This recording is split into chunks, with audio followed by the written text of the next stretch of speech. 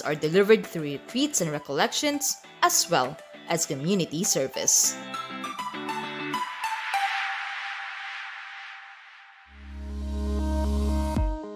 Community service and development aims to ensure that the academic and values formation of the students are rooted with purpose. After all, our mission is to form men and women for others. It is also optimized for the total development of each student in the tradition of cura personalis. We cater to a diverse group of students, and that is why we have over 50 organizations to support and encourage different interests, as well as to cultivate different cultures. These organizations open a venue for sharing skills and talents, as well as honing student leaders. In the Ateneo de Naga University, we have 6 colleges, and these are the colleges of Business and Accountancy, Nursing, Education, Humanities and Social Sciences, Computer Studies, Science and Engineering. Come, be part of our 80 years of tradition, excellence, and service. Be an Atenean.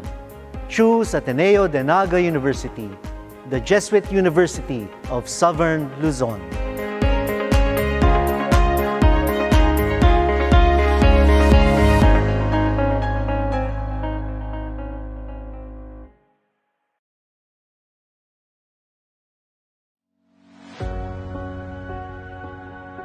Welcome to Ateneo de Naga University, the premier Jesuit university in Southern Luzon.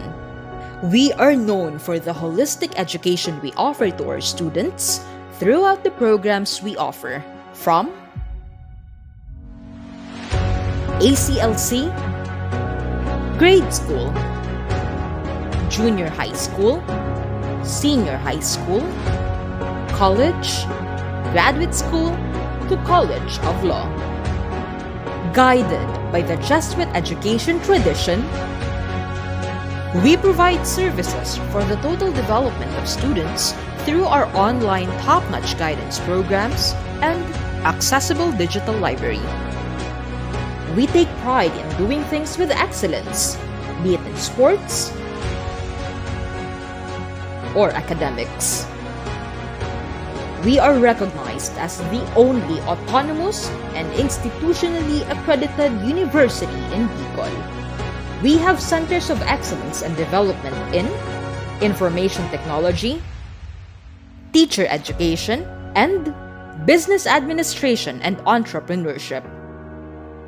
Ateneo de Naga University underscores the formation of students as an integral part of our holistic approach to education, to form men and women for others in the service of the community. Be one of us!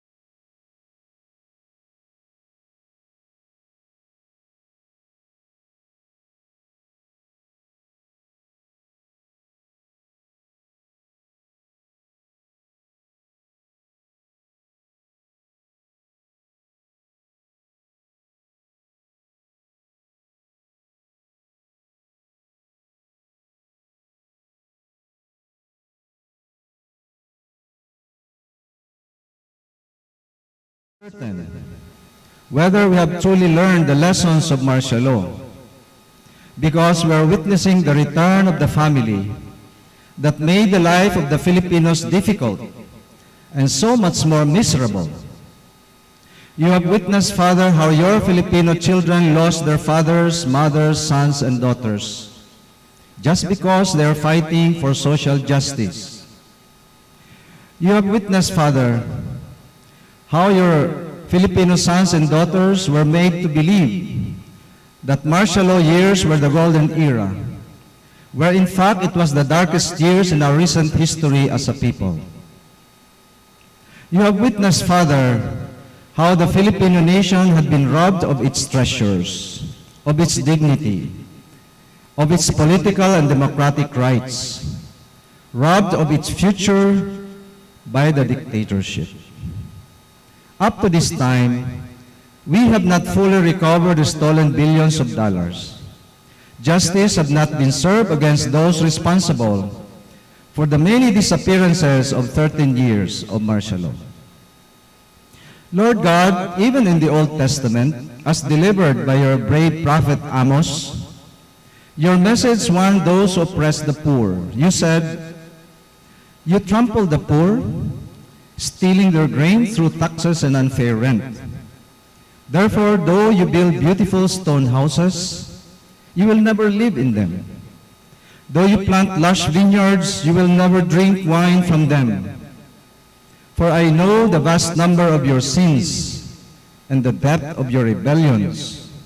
You oppress good people by taking bribes and deprive the poor of justice in the courts. Your divine Son taught that we need to take care of one another, to feed the hungry, clothe the naked, liberate prisoners, and for those who do them are promised entrance into the kingdom of God.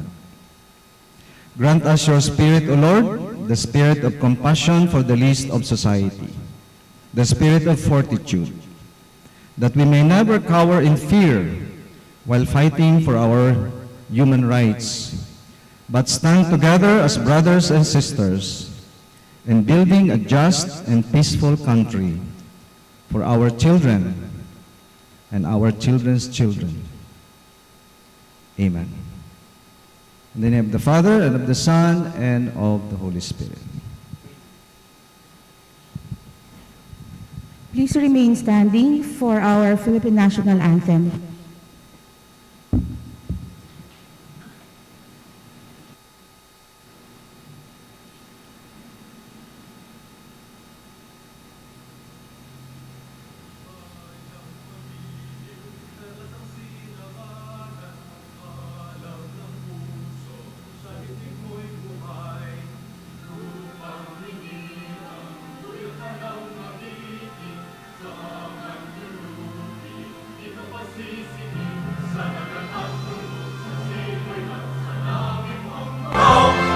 Ang tula at awit sa maglayang minamahal.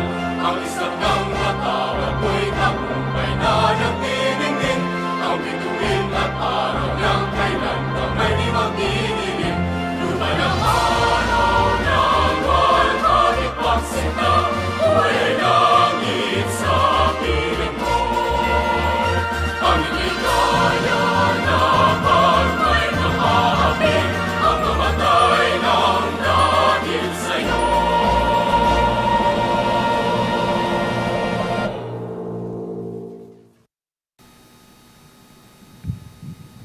Please sit down. Thank you. We would now like to acknowledge also our viewers in YouTube and in Facebook Live. In Facebook Live, we are using the official site of the university in Facebook. We are here gathered at Brother Richie Fernando Hall inside Ateneo de Naga University main campus. To give the intent of the activity, I'd like to turn over the floor to Dr. Greg Castilla. He is the overall coordinator of the high school batch 66 of Ateneo de Naga. He is now in the United States and he will be joining us via Zoom. Diyos maray na aga sa Indogabus dyan sa Pilipinas. Good night, good evening naman igdiyo sa Moya sa North America. Sangaran kan samuyang batch na Ateneo de Naga High School 1966, gusto mi pong pasalamatan ang mga organizers kaining event sa pamayo ni Edna San Buenaventura, ang director kang library sa Ateneo de Naga or James O'Brien Library. Gusto mi man nagpasalamat sa mga speakers sa pagtaon nindonin oras na makapagpartisipar sa forum na ini.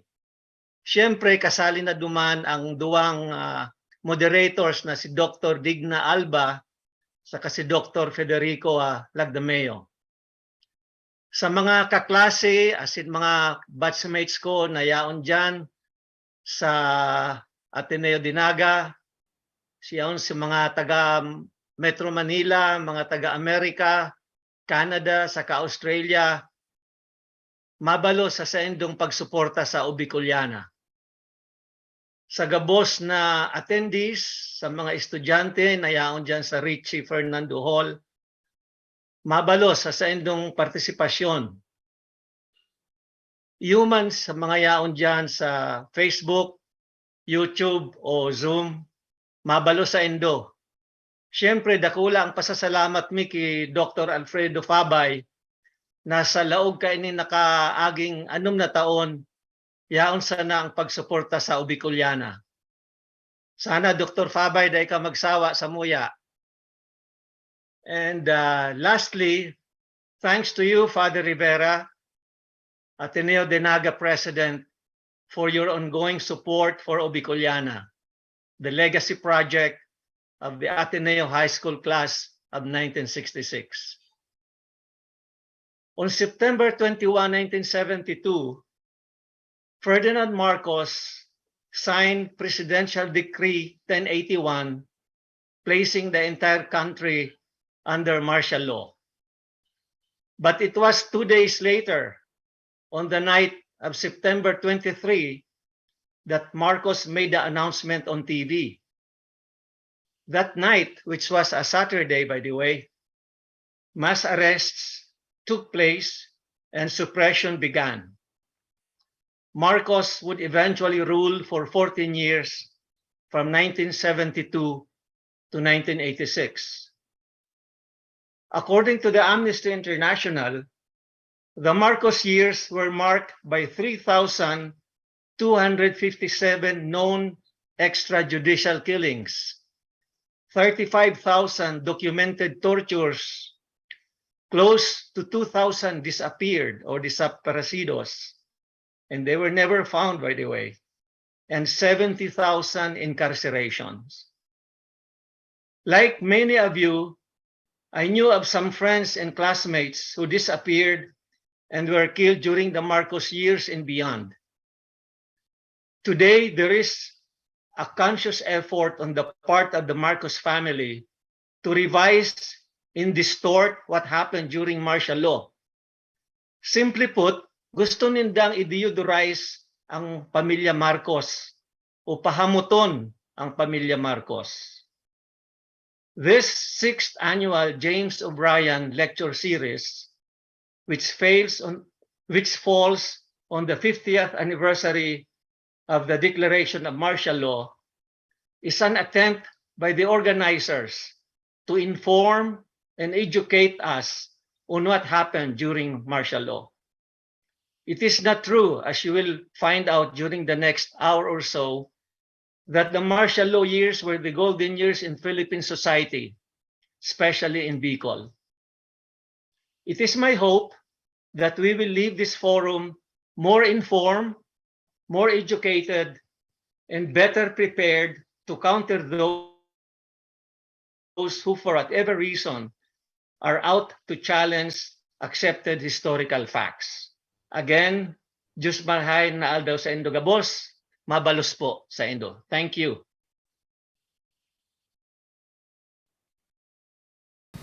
Thank you very much, Dr. Greg Castilla.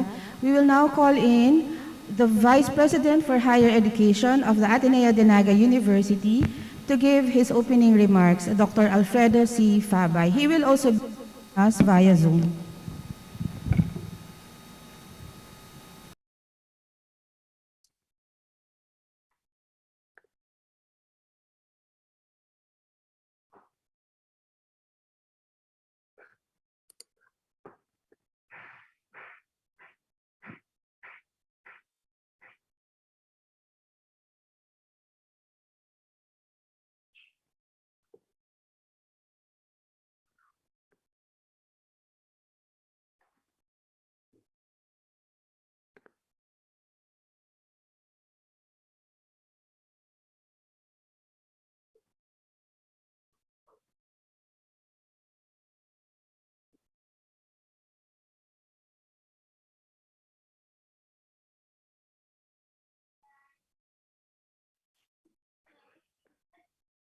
Thank you, Dr. Alba. To our university president, Father Roberto Ezequiel and Rivera of the Society of Jesus, the members of the Ateneo de Naga High School class of 1966, led by Dr. Greg Castilla, and all of the members of the Ateneo de Naga University General Alumni Association around the world, Dr. Digna P. Alba, Dean of the College of Humanities and Social Sciences, Ma'am Edna San Benaventura, our university librarian, dear colleagues in administration and the Ministry of Teaching, our dear students, friends, ladies and gentlemen, good morning. Diyos maray na aga po sa Indugabos. It is my privilege to welcome you all today to this event of observance of the 50th anniversary of the declaration of martial law in the country.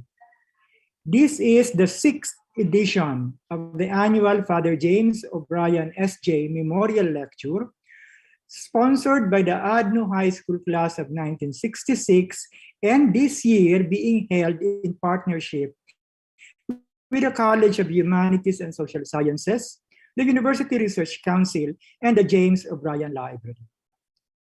The declaration of martial law on September 21, 1972, led to 13 years of authoritarian rule, a truly dark period in our country's history, which the statement of the Society of Jesus Social Apostolate of the Philippine Province described as characterized by grave abuses of power, unimaginable excesses, extrajudicial killings, rampant violation of human rights, and the plunder of the country's coffers by Marcos and many of his relatives, subordinates, and close associates.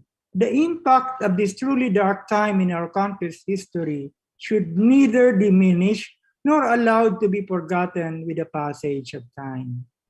The 6th edition of the Father James O'Brien Memorial Lecture is a modest but significant attempt in that regard. The phenomenon of historical revisionism is very similar to money laundering. Money laundering involves a process where dirty money or ill-gotten wealth comes out clean and respectable. Historical revisionism, in the case of martial law, involves a process of image or reputation rehabilitation, where perpetrators emerge devoid of remorse and guilt, but cloaked with social acceptability. On the 50th anniversary of martial law, yesterday, Marcos Jr. was addressing the UN General Assembly in New York. It is just very unfortunate that one is a crime, but the other is not. In an academic setting, historical studies distill the many information gathered towards a better understanding of phenomena from different lens of inquiry that may vary in their focus.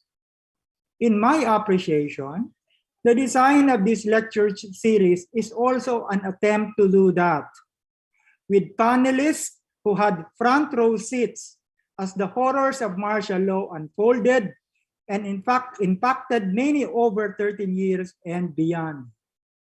We would like to thank our panelists, Attorney Luis Ruben General, Mr. Marquilates, and Dr. Rebecca C. Torres for graciously agreeing to share their experiences and thoughts for this memorial lecture. We also appreciate that it takes really courage to relive dark histories. It is our hope that through this memorial lecture in honor of Father James O'Brien, we will have a deeper appreciation of the forces in play in the ongoing efforts to sort facts from manufactured fiction and altered narratives around martial law. Again, welcome to the 6th edition of the annual James O'Brien Memorial Lecture. Maraming aga po sa Saint Lucas.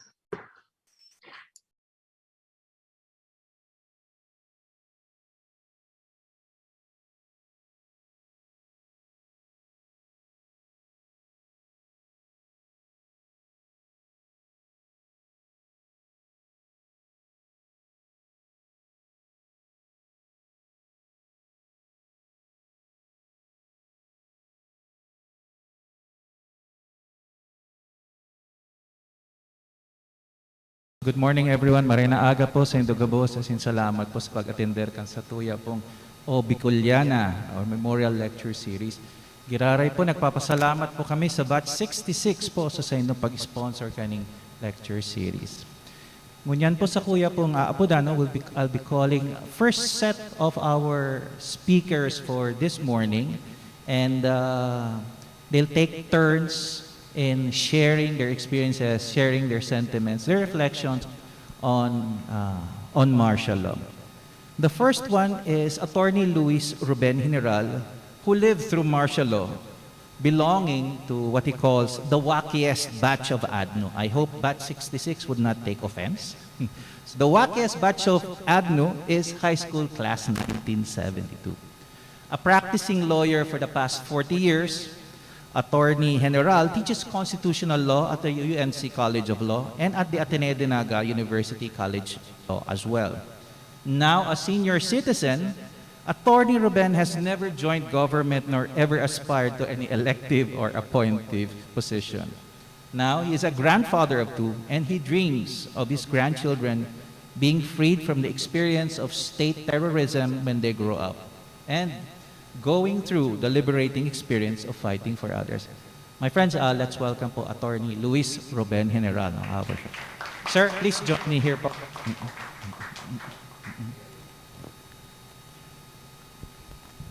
Pwede po dyan, sir. So, Attorney, I'll be turning the floor to you. And, we will be listening to your experience and thoughts of how it was, no? 1972, batch 72, so ibig sabihin, dito kayo nag-graduate kayo 72, just at the time when martial law was about to be declared. No? Kasi kung nag-graduate kayo around March po yan, 1970. April. It was declared in September. So how was it like? First, good morning to all. Just maray na aga. Salamat sa pag-imbitar rin doon sa kuya. Salamat, Tabi, sa pag-imbitar sa kuya. Talagang gurang na ako, i-recall ko dahil sinangyari kan martial law. Actually, when we graduated in April of 1972,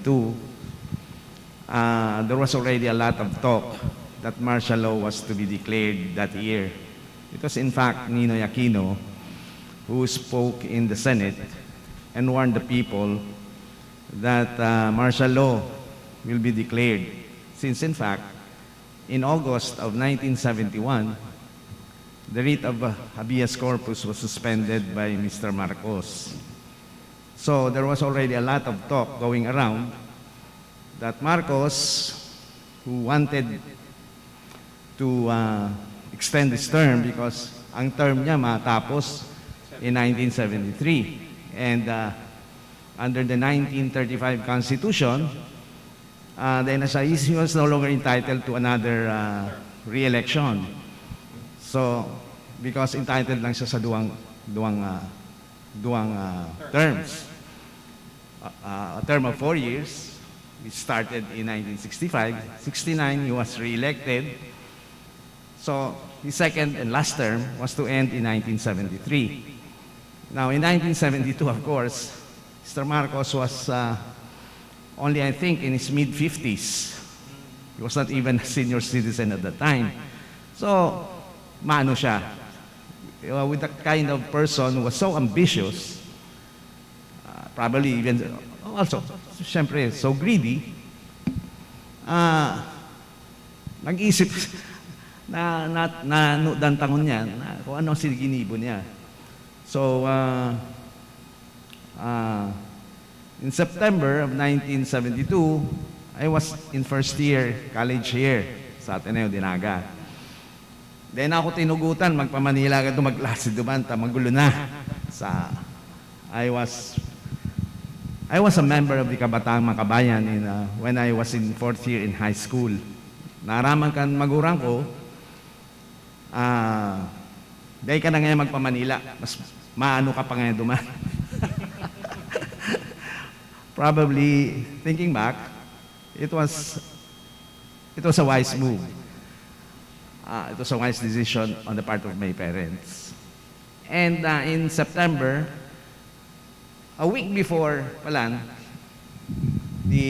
before the proclamation, before 1081, was the tragedy of the Colgante Bridge, the collapse of Colgante Bridge. That was also a Saturday, si pagsakay. Then, a week later, because September 17 ata itong Colgante. Then nagawad the entire city was in mourning, reeling from the shock of the tragedy. And then, Sabadong aga na naman, just a week after, exactly a week after, mayo ng mga radyo. Mayong radyo ka ito, may pan TV. Mayo pang internet. You're relying on the radio for news. Mayo na. Then, araman mi na martial law na. Although it was somehow expected, you were really taken by surprise. Attorney Mem, if the radios were shut down, paano naaraman sa Digdi sa Naga, sa BICOL na nagdeklara na word of mouth? O how did people know that here the martial law was declared? By the way, there was a radio or television station sa Iriga na sa diri kang gobyerno. I think aram hindi yan kaning mga mas senior sa kuya eh. Ito lang ang bukas. Saka garo igwang sarong radio station man na tinugutan na gamiton sa nang pag-anunsyar saka sa propaganda. So that's why we learned about it Saturday morning. It was supposed to be ROTC day. ROTC pag sa Sabado eh. And then sabi mi, siguro around 8 o'clock, I was to go to Ateneo na. May nagsarabi na martial law na. Nagtitiripon nga naman sa gate sa Ateneo. Lalo na itong mga aktivista. Kung maarano. Nakaigdi ako siguro mga around late morning na. Para maaraman ko lang kung masarain, kung maarano. Ang gulpi ng dikit na lang yaon, sabi kaniba, matarago na sinda. Si iba man, halato na lang kung anong mangyayari. So, yan the first initial shock. Initial shock na nangyari. Attorney, since na-mention nyo kanina, and this is something that I have to admit, I'm a little ignorant, nasusupog ako. Pero what does that mean that the writ of habeas corpus was suspended? Siguro, bako lang akong dahil nakakaintindi kung gaano ka-significant yun. Baka, okay. Sir, precisely being a lawyer, ma-explain mo sa muya. Ano yung significance suspension ng writ of habeas corpus? First, a factual background of the first ever suspension after the Japanese occupation, first ever suspension of the writ.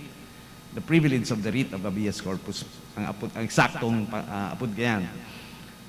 Itong Liberal Party, baga, nagkaigwaning proclamation rally sa Plaza Miranda. That's in front of Quiapo Church.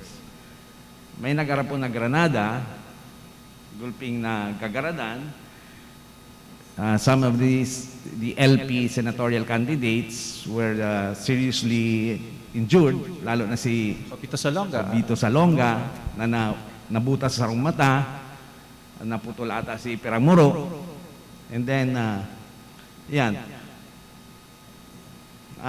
Luckily, Ninoy Aquino was not there. Was on his way to the rally when the grenades exploded.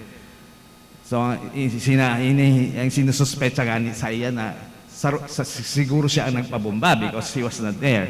Because the only LP leader was not on the stage at that time.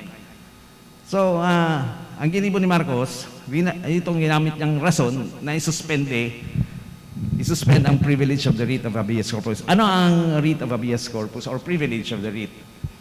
Ang privilege of the writ, ang writ, ini-issue yung kan husgado, parang orderan ng sisayman na may kapot o in custody of any person to produce the body of the person, living or dead, actually living, yeah, before the court, and to explain to the court kung taano nasa custody niya ang taong ini.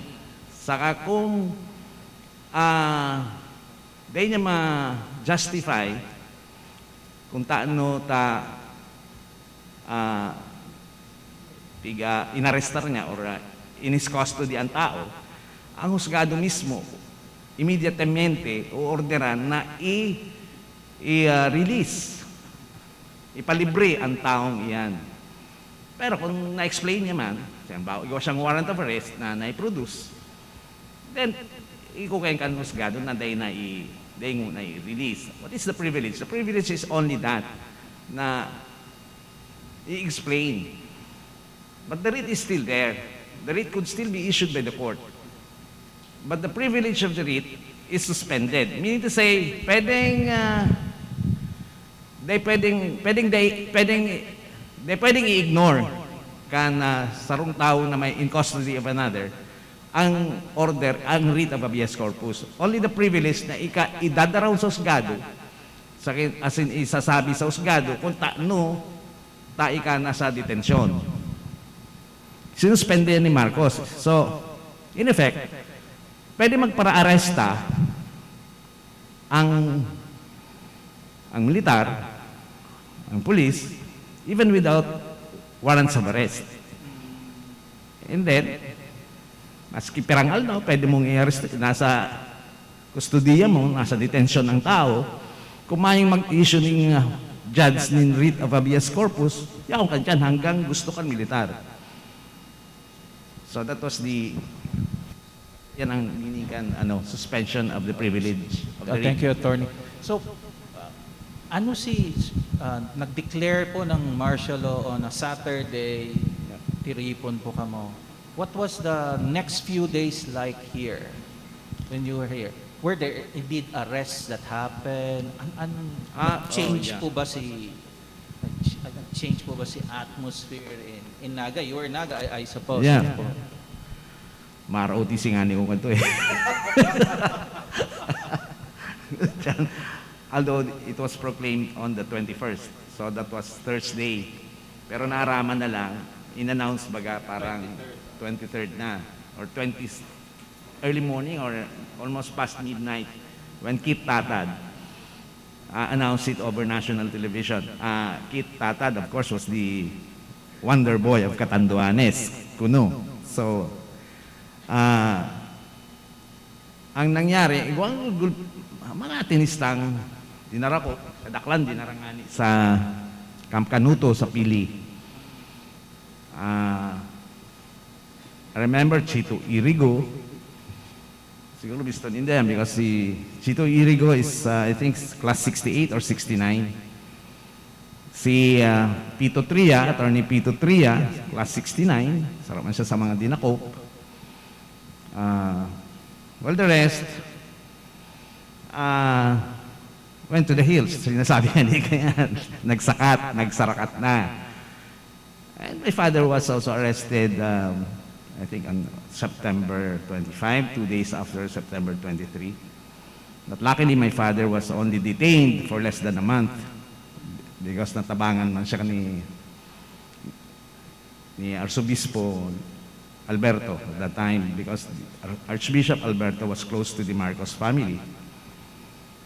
And yung nakataba na magpa-release sa ama ko sa kina Attorney Carpio, Ramon Brillante was an English professor here at the time. Sa naman siya sa mga dinakbo, si Nonong Trevino, then some others. But some of the atinistang dinarakop, iraon man duman, sa Kamkanuto, nahaloy-haloy si Daduman. Si Attorney Tria was released only in December of that year. Parang pampropaganda ni Marcos. Nag-Christmas niya sa mga pang-propaganda niya. May release siyang mga detenido. Saro na duman si Attorney Tria. And I think also Chito Irigo. So they were in detention for more than 3 months. Ano yung attorney talagang pinick up lang, summarily, walang... Yan nga, In the case of your father, dinumanan po siya sa harong, was he at work? Paano po si circumstantial at ang pakada po? Okay. Ama. Si Provincial Commander kay Katukan PC, Philippine Constabulary. Ano yan garo, ano yan queer, ang iling dyan kasi pwedeng police, pwedeng army, pwedeng militar ang PC. It was actually a creation of the American colonizers, Philippine Constabulary. Sinda si mga nagdarakop all over the country. Si Provincial Commander kanto kang PC, kan Camarines Sur, was Colonel Antonio Barameda. Again, my father and the rest were lucky because kakontemporaryo ninda si Colonel Barameda. Colonel Barameda was from Naga and grew up here. Alumnus siya kan Camarines Sur High School. So, si ama ko, study siya, medyo amigo siya kan younger brothers kan ama ko because a little bit older si ama ko dyan. Sinabihan na siya. I think the day after September 23, I think it was Sunday, sinabihan na siya na yung sa listahan. Pinasabihan na siya ni Colonel Barameda. And Monday ata, nagduman na si ama ko sa PC headquarters. Yaon yan dyan ngunyan sa, yun ngunyan police headquarters sa Bardin.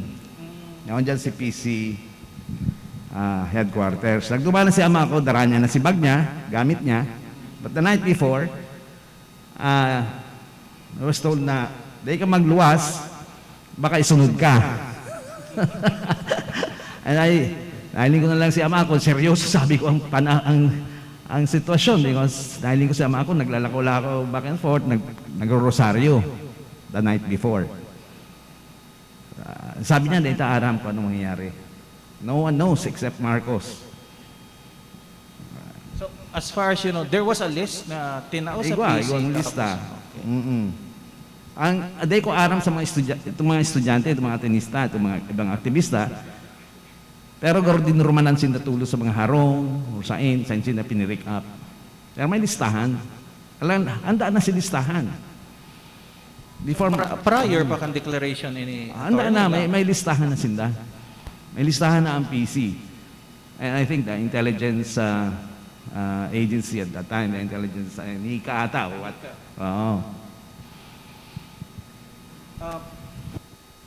In terms of pagkakaaram nindo, span of 13 years, 14 years, na naglast si martial law, what would be your general impression of that time, that declaration, tapos yung rule here in Naga and Camarines, sir? How did the Bicolanos fare? How did the Nagaynos fare? What was it like? Sa inot, siguro mga primerong 2 years, first 2 years, tuninong, tama ang mga sinasarabikan mga ibang mga pro-Marcos na tuninong si tao. Because nakubanan si tao eh. Natakot si mga tao, ang mga tao. Gulping pigkurulong. Napilawan, sabi kayo. Napilawan, gulping nagkadarakot, gulping ginadan, gulping ang ginagaradan, gulping nawawara. Nakubanan si tao. And may curfew from 12 to 4. 12 midnight to 4 in the morning. 4 na oras lang. So, saka, halos ang provincial commander ka to, halos judge man eh. May iriwal-iwal, nadaroon sa maski civil dispute. Halos ang husgado, nawawaraan ng papel. It was also a double whammy for us na pati si paghanap buhay ka mga abogado apektado. Dinadara lang, nagduduman sinda sa provincial commander. Nangiiriwal, dadarang duman. Ang provincial commander ang masabi kung sisay ang dapat, anong dapat gibuon, sisay ang dapat magana, sisay ang dapat rekunisiro na may diretso. Provincial commander na, dahil na nagduduman sa husgado. Ang ginigiribo na lang ang mga abogado kadto, mag-documentation na lang, mag-ibo na lang mga deed of sale, mga arrogant. Ikaw pa man yung ano. The courts were functioning.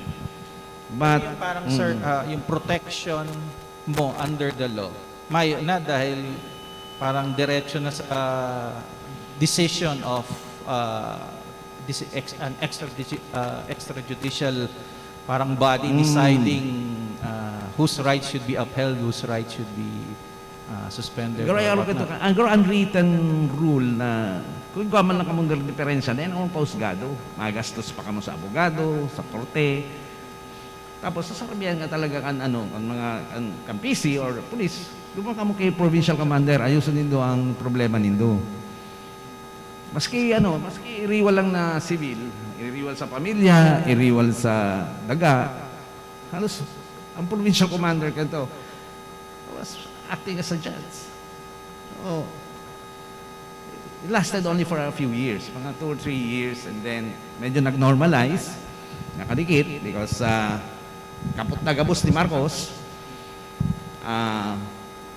mayong kongreso, sinaraan ang kongreso, mayong ang Supreme Court, sunod-sunod sa gusto ni Marcos, then he was practically also the legislature, one-man legislator, by issuing this issuance of presidential decrees and letters of instruction. So, may nagpapasar na lay, kundi siya lang. Ang presidential decree had the effect of a validly enacted law. So, law yan, law. Until now, may mga presidential decrees na still binding, are still recognized, especially if mga anuman lang, mga not touching on political matters.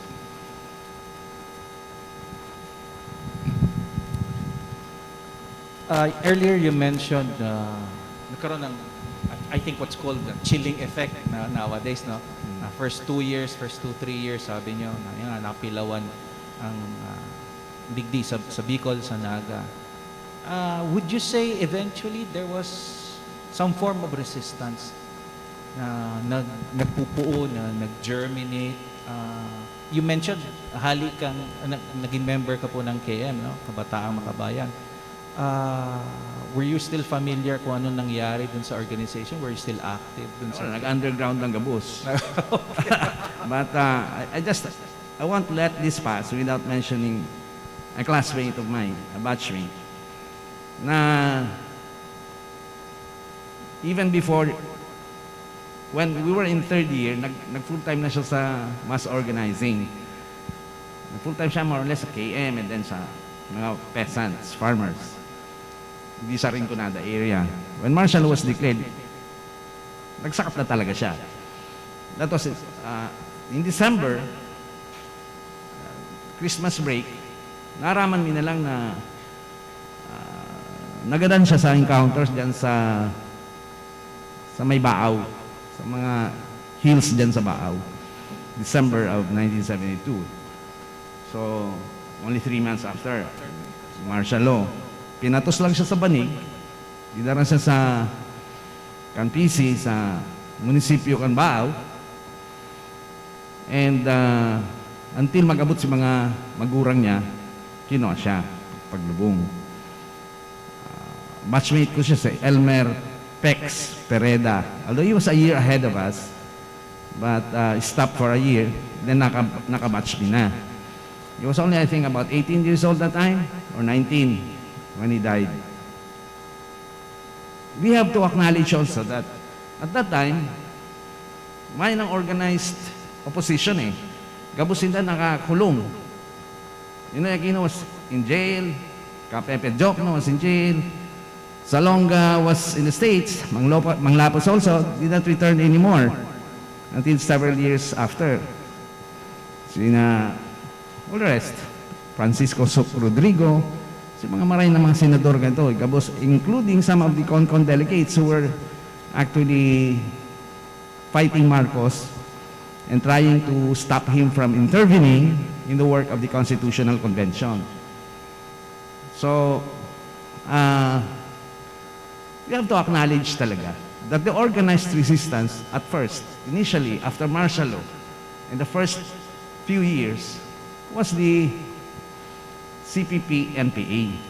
Yun lang yan talaga may organisadong pag-resist sa martial law. You have to acknowledge that. Not because they're communists, but sindang at the very start, at the very outset, sindang naglaban. So, politically siguro at saka in terms of military, no, yung organized group ng CPP-NPA ang nag-mount ng resistance during this time. Okay. Attorney Ruben, before we turn it over para naman sa sharing ni Sir Marnie, no? What prospects? Siguro lang, no? I mean, you lived through that time. We now have another Marcos and Malacanang. What prospects do you see for us? Di lang kita bawaran pag-asa. Many young people. Kuya na eh. Nawara ang tulos na-frustrate tulos. Itong Banggikan election, May, when was that? May 9, ng Banggi, na alas 9, klarado na another Marcos will be ruling over us. Nagpapudbaga dyan ng rally at prayer rally sa Plaza 15 Martires. Nagduman ako. Dikit pa lang si tao. Pero si ina, yaw na duman sa may monumento. Siguro mga around 50 pa lang na young people. Many of them, I know, mga first-time voters siguro. They were in their late teens or early 20s. They were crying. Sabi ko, well, di lang kita mamarang pag-asa. Laban lang. Inagyan taman ini. We were able to see redemption at least, although for several years after. So, thank you, Attorney Ruben. No? It's nice to recognize, however, that the youth were really invested in this election. And hence, yung frustration na matingin. So, anyway, thank you, Attorney Ruben. Let's give Attorney here a round of applause. In the meantime po, we will now be joined by Sir Marnie Quilates, who will be with us via Zoom. So, Marnie Quilates is an award-winning poet, a freelance writer, editor, and translator. He has published 6 books of poetry and translated works by leading Filipino poets such as national artists Rio Alma, Bienvenido Lumbera, and Lazaro Francisco. He has won the prestigious Palanca Memorial Awards, the National Book Awards, and the Sea Right Award given by the Thai royalty. Equally important, however, he was an activist even prior to the declaration of martial law, having been engaged in helping organize student writers who put up resistance against the suspension of the writ of habeas corpus. In those dangerous times, he wrote manifestos and other protest publications, even as he helped look for safe houses for his activist friends. He was later arrested and detained for a month. Friends, let us all welcome Sir Marnie Quilates. Sir Marnie, welcome po, and the floor is yours po. Hello, can you hear me? Okay. So I'll just talk. Okay. Well, I prepare. I wanted to be more informal and ano nga pud ka ini. Alat ko na. Pag nakakadang ako kay BICOL, talagang haloy na akong dahil nakakauli. Napupungawon ako. It's so sweet and yeah, it feels like home to be speaking sa tuyang tataramon. Even if I wanted to be informal, last night I had to write what I wanted to say, so I will just read my little paper. Okay. The title of my little paper is My Martial Law Story, with a parenthetical in parentheses and a tribute to friends. So mainly I will be mentioning lots of names of people whom I encountered during those times. Okay, so let me read. I was assigned the rather broad topic of militarization and student activism, with a parenthetical, this will include violations of human rights and all the abuses under Marcos's leadership. And this comes under the overall theme of this conference, which, as we know, is remembering martial law years in the BICOL region. I am quoting from the letter of invitation. All this, of course, has a lot to do with memory, the favorite topic of fictionists and poets, and maybe not so much activists. But I guess we were activists in one form or another during these martial law years, unless we were supporters or beneficiaries of martial law. Of this later, that brings us to the other aspects of the discussion, which is, as specified in our invitation, are militarization and student activism, their impact on education and culture, socio-economic impact of martial law, lessons learned, and what can be done. That's a lot to discuss indeed, but again, as we all know, martial law has such broad-ranging effect on our lives. Now I think that that's where the themes coalesce, where activists are also poets and poets activists. So what is my personal experience of martial law? Let me get ahead of myself and state that I was a minor activist, in that I was a courier for my more hardened, in quotation marks, activist friends. Meaning, these are my friends or classmates who had decided to join the armed struggle in the rural areas and highlands of BICOL, and who visited the towns to recruit, to take some rest, or to meet with other activists. My job was mainly to look for safe houses, and our activist friends moved in and out of the town with our help. It was quite a delicate job, but not as heavy as fighting in the mountains. Other than my being courier and scout, I had a special skill that was quite useful during these times. I was a student writer. I edited the school organ of my college, the Divine Word College, operated by the SVD in Legazpi City, Societas Verbo Divini.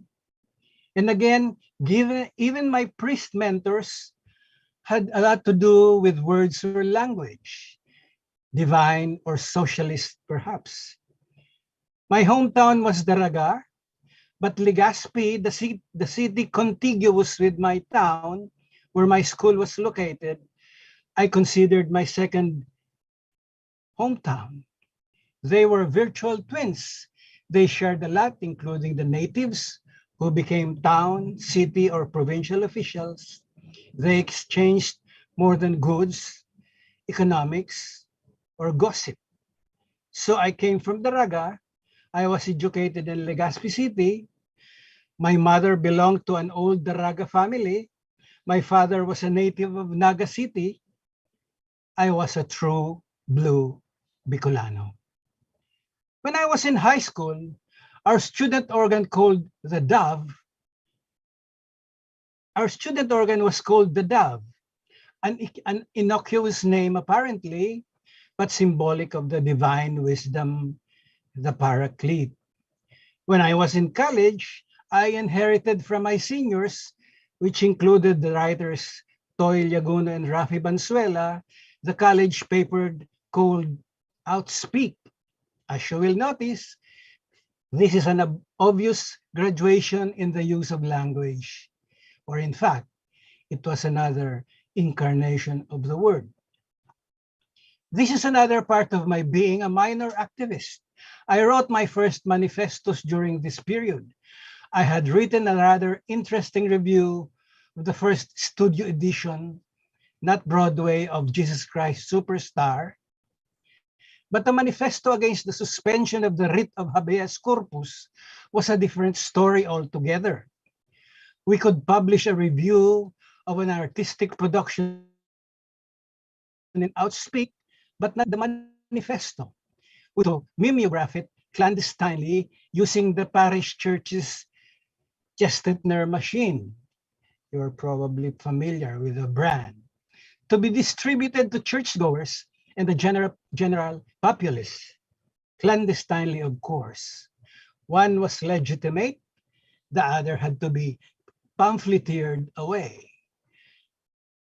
As editor of the college paper, and having established some network of campus writers during the College Editors Guild, or CEGP, press conference here in Naga City, in this conference, I fraternized and made long-time friendships with ADNU pillars, editors, and writers, among whom were Junio, Jun Ragrajo, Chito Irgo, Willie Trinidad, Romeo Cruz, and Val Fajardo, who had gone ahead of us. There is a cross in a parenthesis after his name.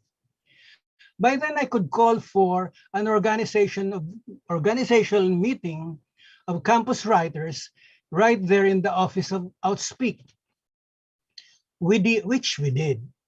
We were mapping out our actions against the Marcos regime and anticipated the declaration of martial law.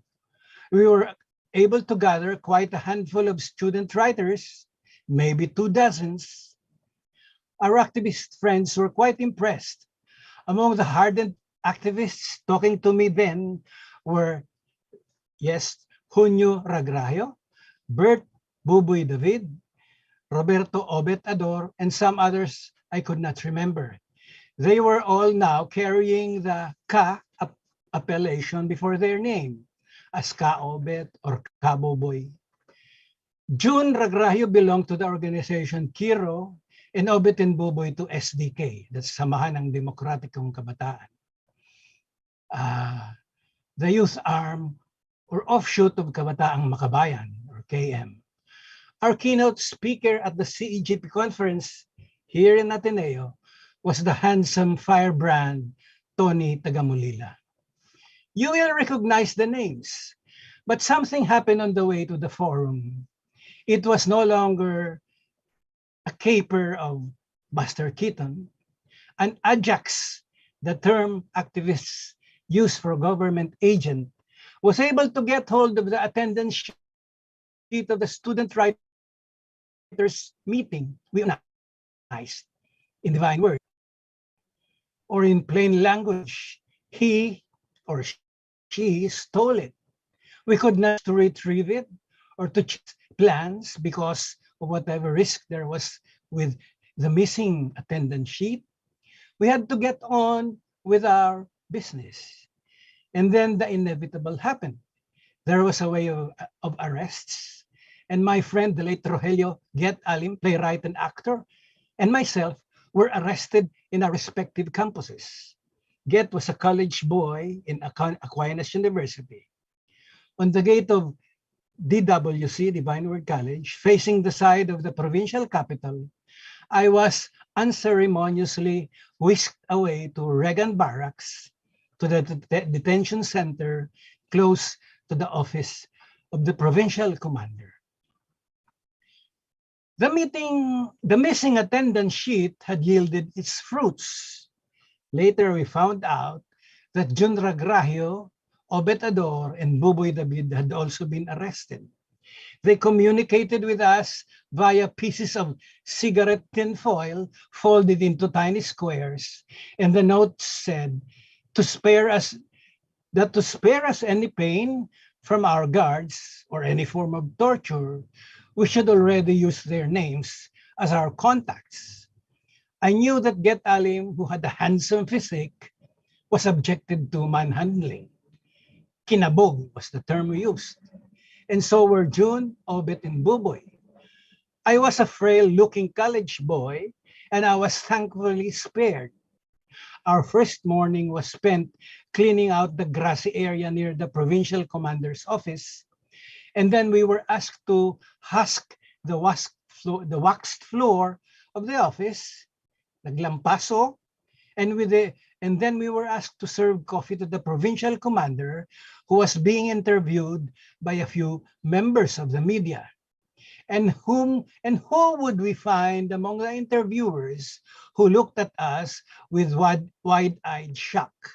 But the writer Pablo Tariman, who at the time was working with Francisco Kittatad at the Department of Public Information, or DPI. A longtime friend of many of us, he was so shocked, he also almost spilled his coffee. We were not always pulling a morseco or scrubbing the provincial commander's office or serving coffee. Rather, surprisingly, we had relatively some good free time under detention, perhaps because the team of Ajax agents were busy hunting for other activists. I made use of this time reading another anthology of my continuing self-instruction and poetry. I had my girlfriend then, and Narvaez, borrow and reborrow from the open shelf DWC library, the book 20th Century American Poetry, edited by Oscar Williams. I had the book in hand when we were finally released from detention. I had also started reading the huge tome, A Treasury of the Theater, edited by John Gassner, an extensive survey of texts from the Greeks through Ibsen, Pirandello, Lorca, to the contemporaries like AdeN, Beckett, Edward Albee. There was no actual performance theater then in the province, so I read the plays as literature.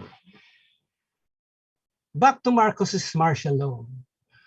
With our group of detainees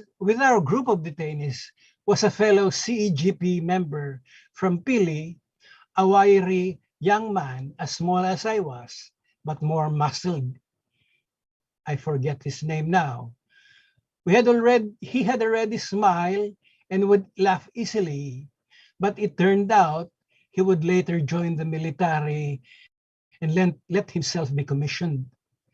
We didn't know if he had anything to do with the missing attendance sheet. Get Alim and I were released a month after. After a month, the local Rotary had petitioned for our freedom, and others were later sent to Fort Bonifacio.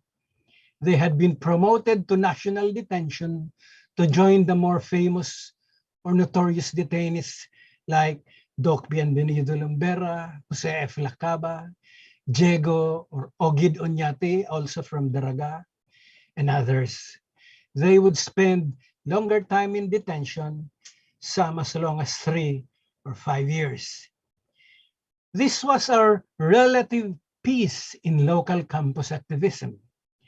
The classes had resumed after their suspension with Proclamation 1081. The school organ was suspended as well as I was back to my inquit poetry writing. I was reading The Voice That Is Great Within Us, edited by Hadrian Caruth. It was a landmark collection of contemporary American poetry of the 20th century. I had found a job, ironically, with the local office of the National Grains Authority, now NFA, National Food, and I bought the book with my first salary. I was recruited by a classmate, the radio announcer Grace Arnedo, née Asopardo, a sister to 2 college friends, Roger and the late Edgar Asopardo, who remained my friends since then. With such books, I was looking forward to a poet's career, whatever it was, or whatever my idea of it was. But, and here's the other part of the binary, our activist counterparts were being hosed down by the police at the boundary of Daraga and Legazpi, just in front of the division office and Reagan Barracks, now Camp Bagong Ibalon, or in far-off Libon, near the boundary of Camarines Sur and other hotbeds.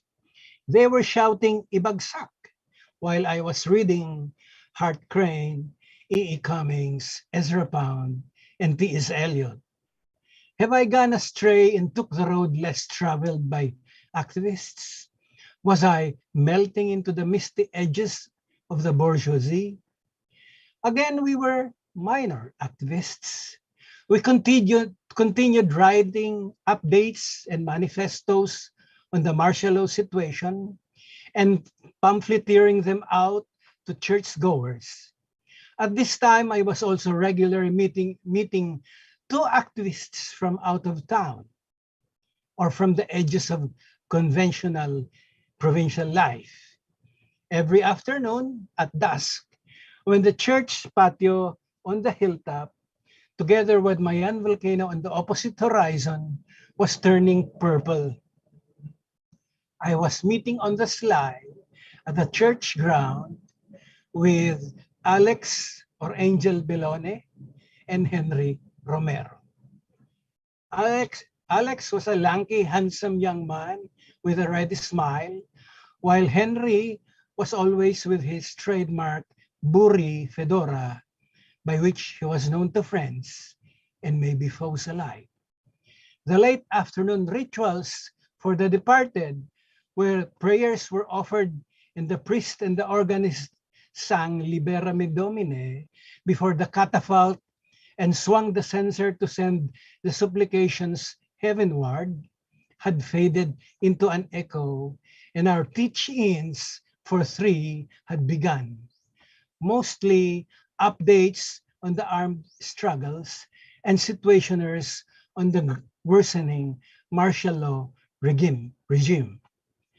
These meetings we usually conducted after Alex and Henry had taken dinner at our house and had been fed by mother her exquisite laing or gulay na apay and pritong galunggong or sibubog in Daragueño.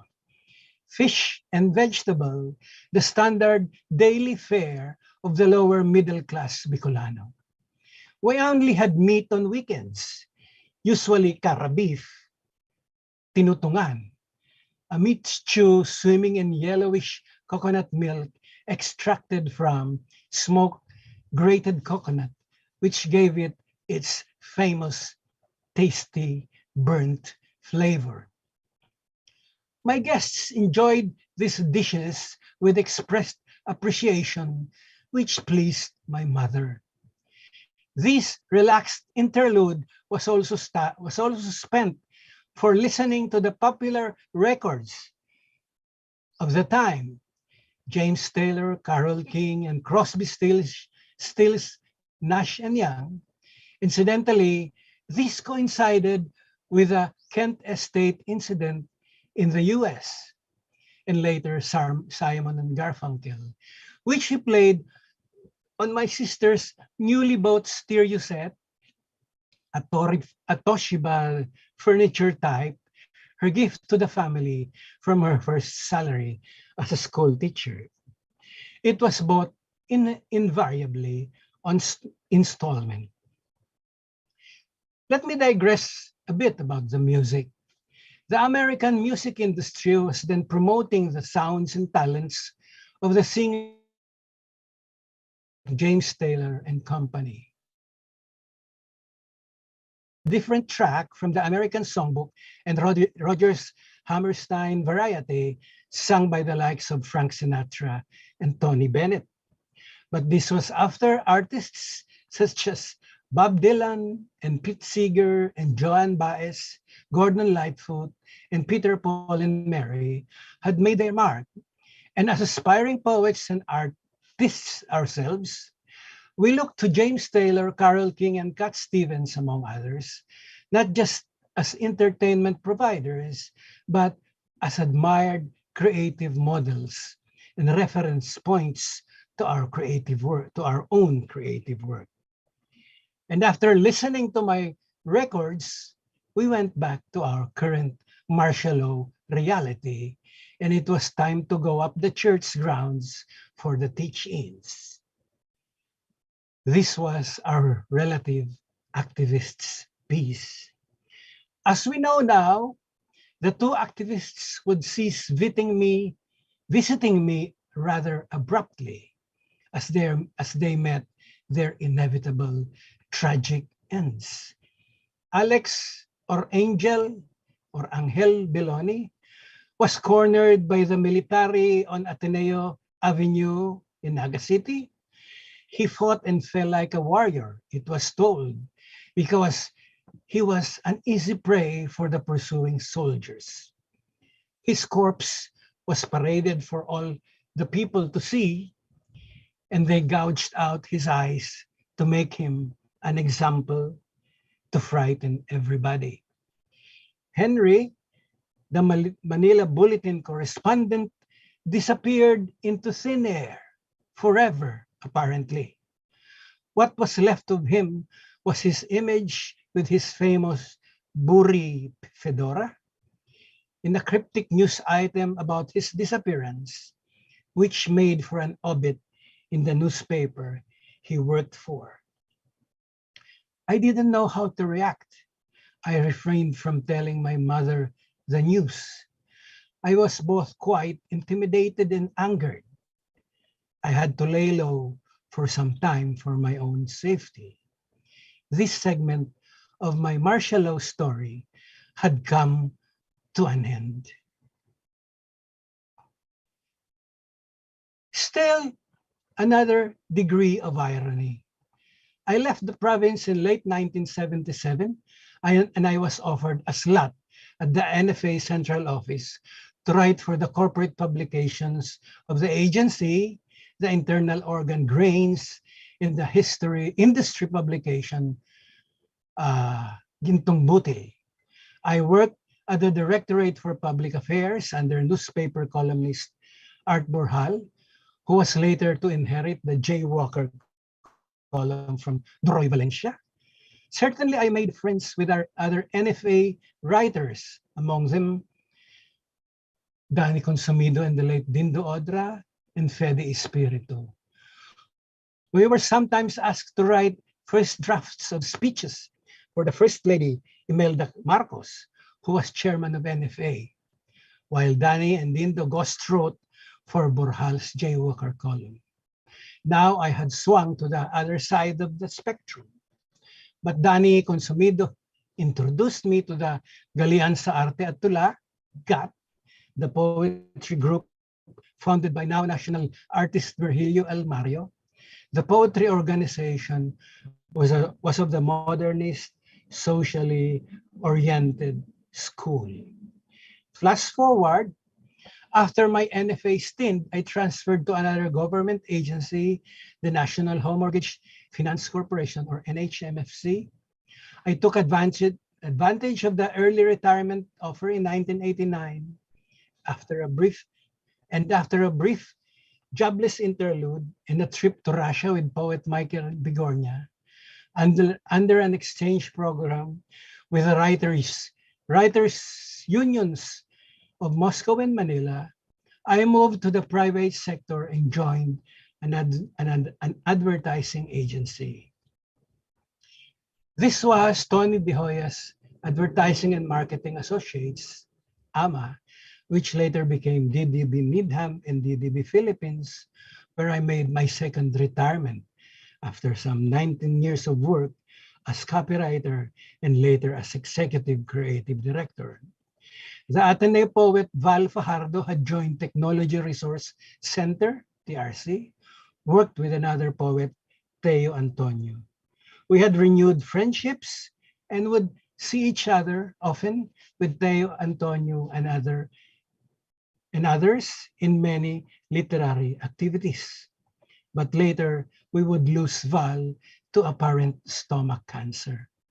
In the meantime, the literary community, I had made friends. In the literary community, I had made friends with poets, among them the aforementioned Teo Antonio, the late Mike Bigornia, Fidel Rillo, Jesus Manuel Santiago, the late Romulo Sandoval, the late Vet Vito, Roel Aguila.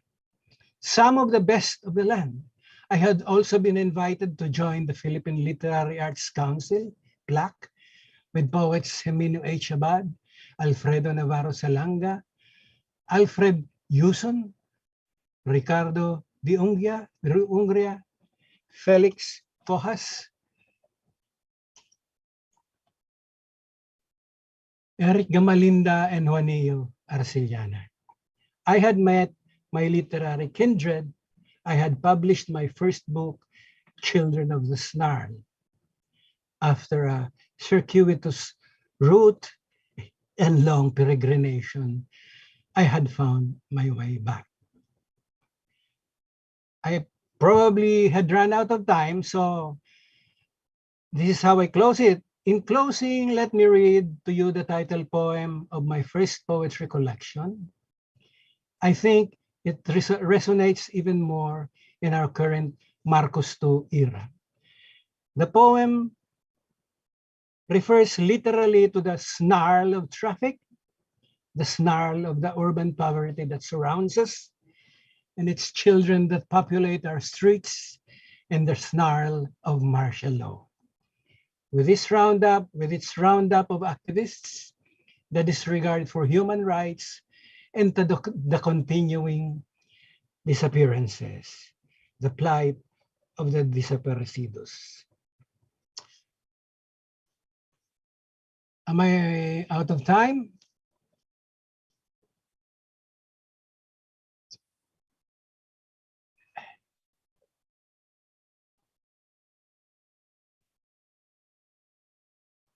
Yeah, I'm not sure. It will probably last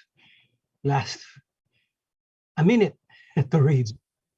Okay, so here is the poem titled Children of the Snarl.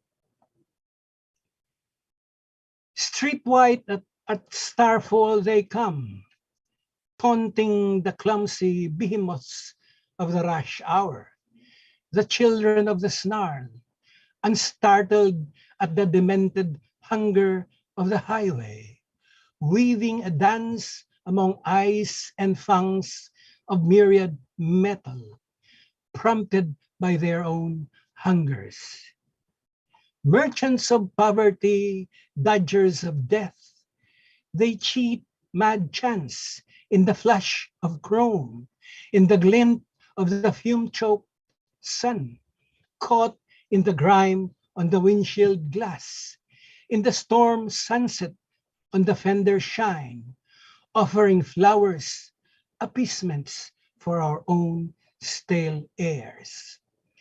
Our vision hurtles forward at morning, noon, and dusk, borne by wheels tearing at space. It hurtles between our faces in jeeps where we avoid each other's gaze, somnambulant or asleep, with our sorrows and hurryings hidden, dressed and made up in haste. There is no pause that in the eyes that pursue their own appeasements. They peer at us. We roll up our windows in vague defense, or concede buying a garland for our own icons and talismans, or choose a lottery ticket for our chase of ultimate chance. What link of flowers and lottery tickets joins us across the chasms of our classes? What mindless mirth, hunger of eyes, insane dance of peddling small vices and poverty's sweets in the traffic of our haste conveys us across craters in the asphalt, fissures in the concrete. The lights time the rhythms of our chase. The lurch and the wheel skid summon their swarm, and us, children of the snarl, slap of slippered feet, gnash of wheels, worn smooth by pavements, worn smooth by wheels, fume storm in the crepuscular swelter of crushed petals and burning rubber. And the rain season devours us, the headlights blind us, grit in the metal gutter, leaf shard and insect wing on the windscreen, stale air and perfume from the aerosol spray, as dust, dirt, and debris and the day's wrappers sail downstream in the watery iridescences of the monsoon in the ditches. Dated circa 1986. Thank you.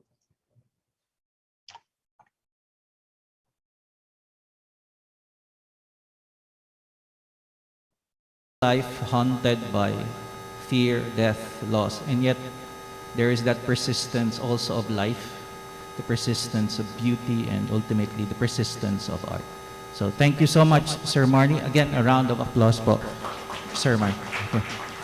We will be having a 5-minute break, upon which some video clips of martial law will be shown. After the break, we will have our second set of speakers for this morning's roundtable discussion and lecture.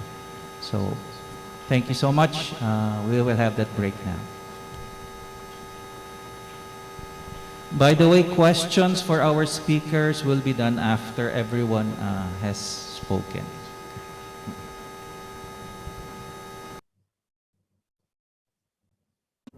I have proclaimed martial law in accordance with the powers vested in the President by the Constitution. I am utilizing this power for the proclamation of martial law vested in me by the Constitution for one purpose alone, and that is to save the Republic and ang bayan kong Pilipinas, lupain ng ginto't bulaklak, pag-ibig na sa kanyang palad, nag-alay ng ganda't dilag, at sa kanyang yumi at ganda, dayuhan ay nahalina.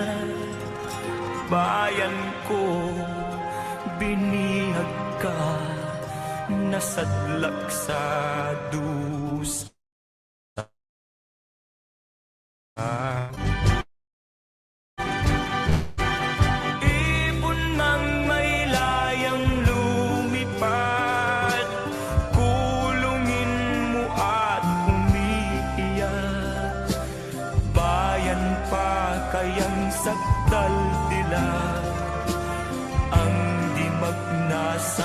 makaalpas.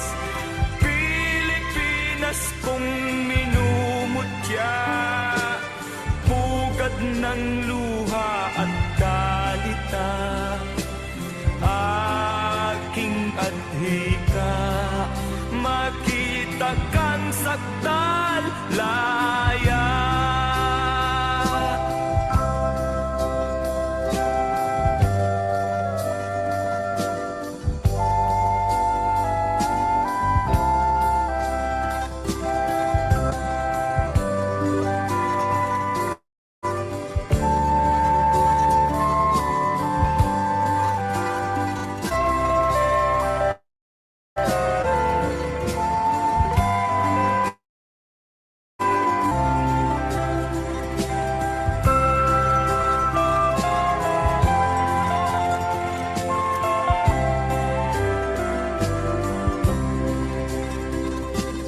Ibon mang may layang lumipad, kulungin mo at umiiyak. Bayan pa kayang sakdal tila, ang di magnasang makaalpas. Pilipinas kong minumutya, pugad ng luha at dalita, aking adhika, makita kang sakdal laya.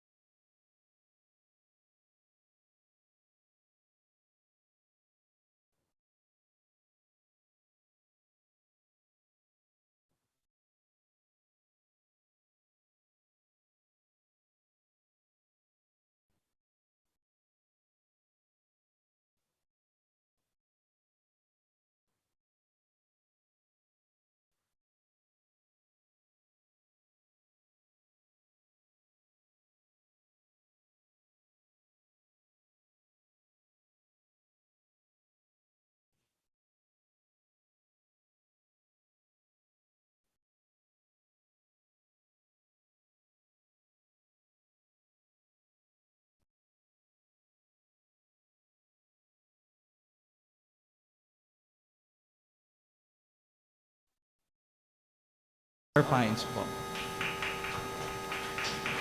And our final member of our resource persons is Sir Leo Paulo Imperial, the chairperson of the Social Sciences Department.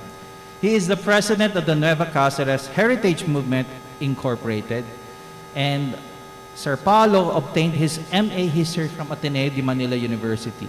His research interests include BICOL history, transportation history, mobility studies, and urban history. I would also like to say he is the current heartthrob of the Social Sciences Department, Sir Paulo. Okay.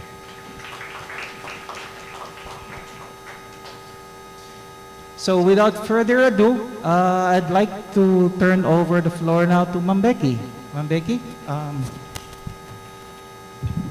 My pleasure. Okay. Hello. Yes, ma'am. Sige, I prepared some slides na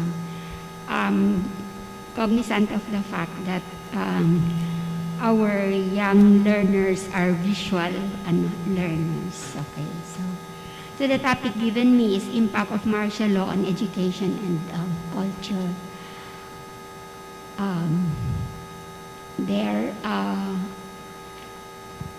Martial law was declared on September 21, as you have heard the previous and past speakers, but it was declared September 23.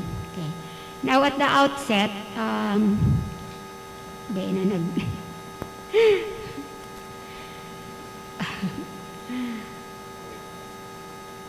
it's not okay there.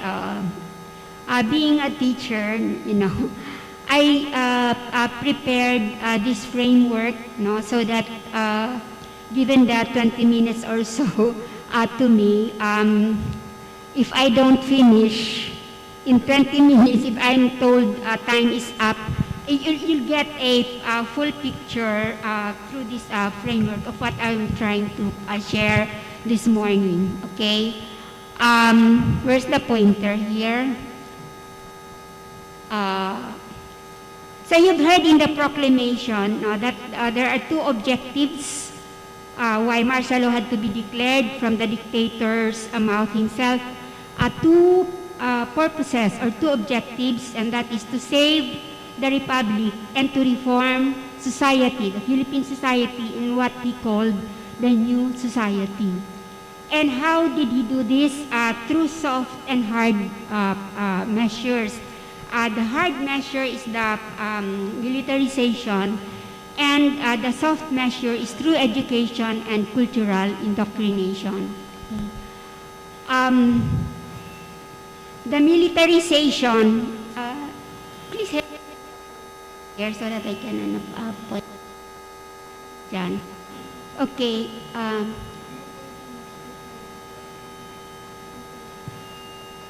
Walang pointer. Okay. So I have to look at the box under militarization because I have enumerated there certain cultures that are consistent with the militarization. One, of course, is the culture of fear, which were given flesh by the previous speakers. No? And in addition to this, an indicator of this, and also related to the culture of fear is the authoritarianism, no?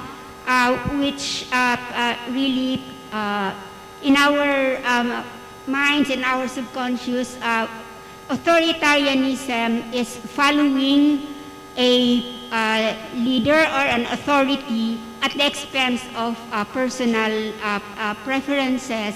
And this is very obvious, as I can see it, in the military abuses committed during martial law.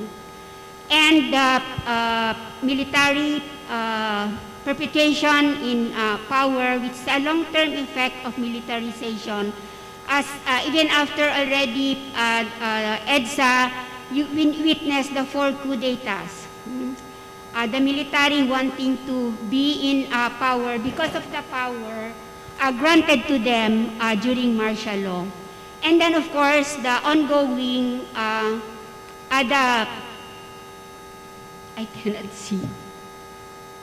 The occupying important government posts, as we can see in the present Marcos administration. And then the culture of impunity, which takes account of for the many atrocities committed by the military because they were not held accountable. In other words, they can do anything they wanted.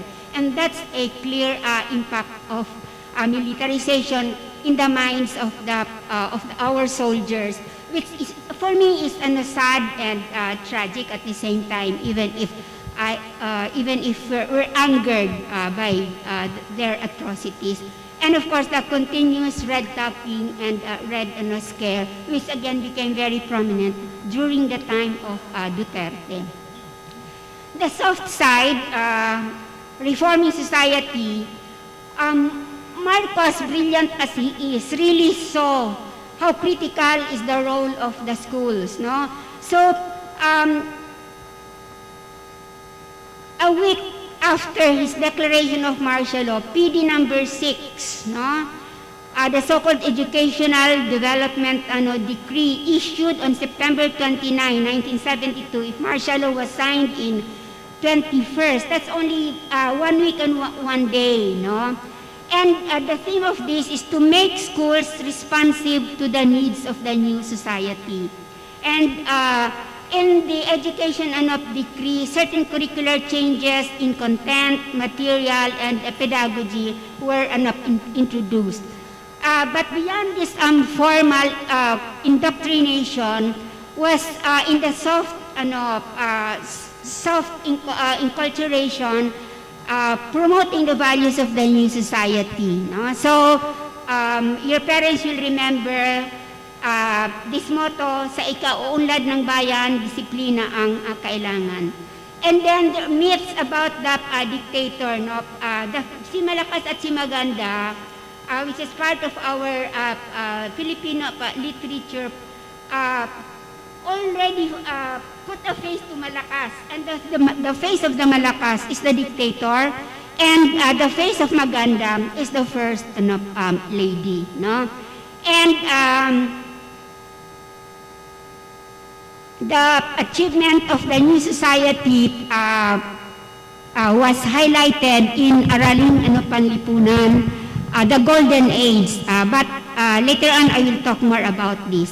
So both of these hard and soft approaches, of course, was met with resistance. Freedom-loving as we are as Filipinos, even from the time of Lapu-Lapu also during the Spanish-American War unto American and Japanese War, the culture of protest, a culture of resistance is really in the heart of every Filipino. And that is also true here in Bicolanos, among Bicolanos. And so all of this, when we look at this experience of Filipinos and Bicolanos during martial law, points to a certain attribute related to our Bicol identity, and that is the Bicolano. We are freedom fighters. Okay, so may I now have the slide, the pointer lang. Okay. So now, so that's kind of probably academic ideas. Let me now give flesh to some personal experiences. The morning after the declaration, by the way, I'd like to say that when martial law was declared, as was an introduction, I was in Silliman University.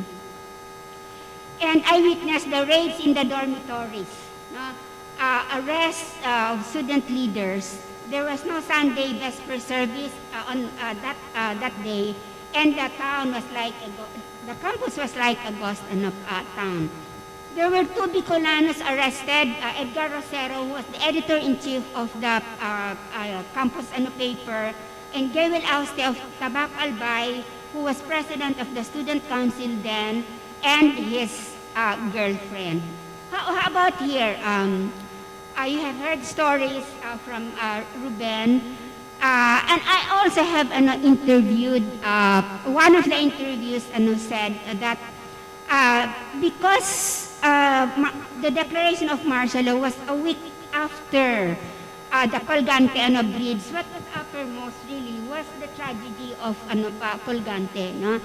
But later on, as days went by, because he had brothers who were not really hardliners activists, they joined rallies, they were aware of social realities, and they started to just stay inside the house. He was very conscious of the curfew and some restrictions, like he fell on the ditch because he was riding on a bicycle, and when he saw the police car, he jumped into the ditch because he was afraid that he would be apprehended. The guy I interviewed was only in first year high school during that time, and how he missed the Purot-Put, which was yearly awaited. It is a production of the high school department, and he was still in the elementary years when that was being played. But during martial law, nawala daw yon. Okay. Now, I'd like to make a note here that in Silliman, classes resumed in November, and it's the last school to be reopened. Why? Because the president then of Silliman University, Calderon, was part of the Constitutional Convention, which framed the 1973 Constitution. But because it was really a Marcos Constitution, and you remember the Payola issues, he refused to receive the envelope. So he was branded already as anti-Marcos. Okay, we said that already. Okay, that's just a slide to show to you the impact of militarization. Ako, every time I would see the uniformed men after my arrest in 1972, I would still the fear is there, even if my case was already dismissed. Okay. Now let's look at the soft side. No, there's a book, Conjugal Dictatorship. It is really a very apt title, because really Imelda was a very good partner of Marcos. No. Imelda commissioned, sana I can, how do you back? Okay, there. Sana I can play this a little bit. If the young people, are you familiar with this? Huh? Can somebody? Okay, play this. I'm giving importance to this because when I saw on Facebook the freedom and self-rule proved too short to rid the young nation of the plague of corruption, of desperate economic problems, of social ills in the city, and agrarian injustice in the countryside. September 21st, 1972, President Ferdinand E. Marcos monument to the revolution that transforms and directs so you're familiar. Okay, sige. You can stop that na. Stop na. One comment in the Facebook was, he said, I do not know his age, but I would say, ka-age ko siguro, or a little bit younger, saying, oh, when I heard this once again, particularly in the proclamation of Marcos, he shed tears.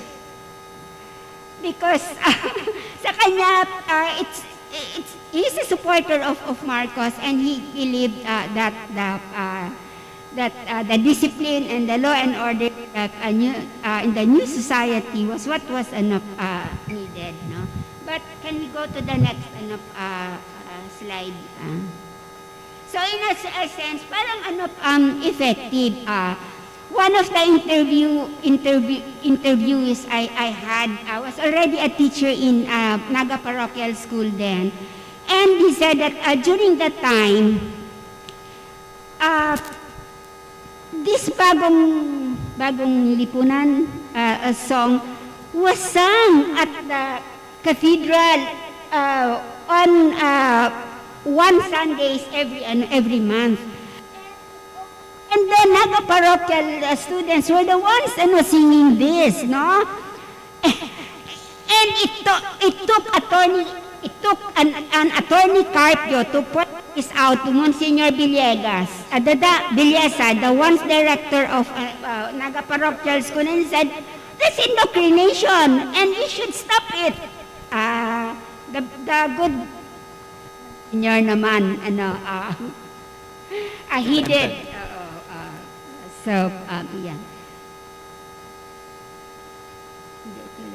Okay, yun, just more details of some changes dun sa content. In Araling Panlipunan, we said achievements of martial law, as dubbed as the golden years, and of course the values, education and discipline and law and order.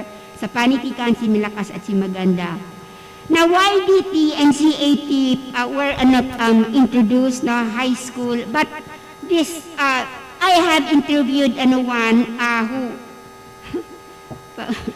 who was really, who had negative experience with the military because this YDT, CAT, and ROTC, they were supervised by military men. And sabi niya, nagka-chancing nga ang mga so she really hated that that CAT.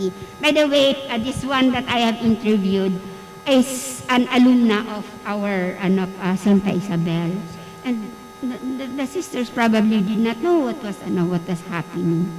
And in 1985, when the National Service Law was implemented, si Maria Serena Jokno, the daughter of the human rights lawyer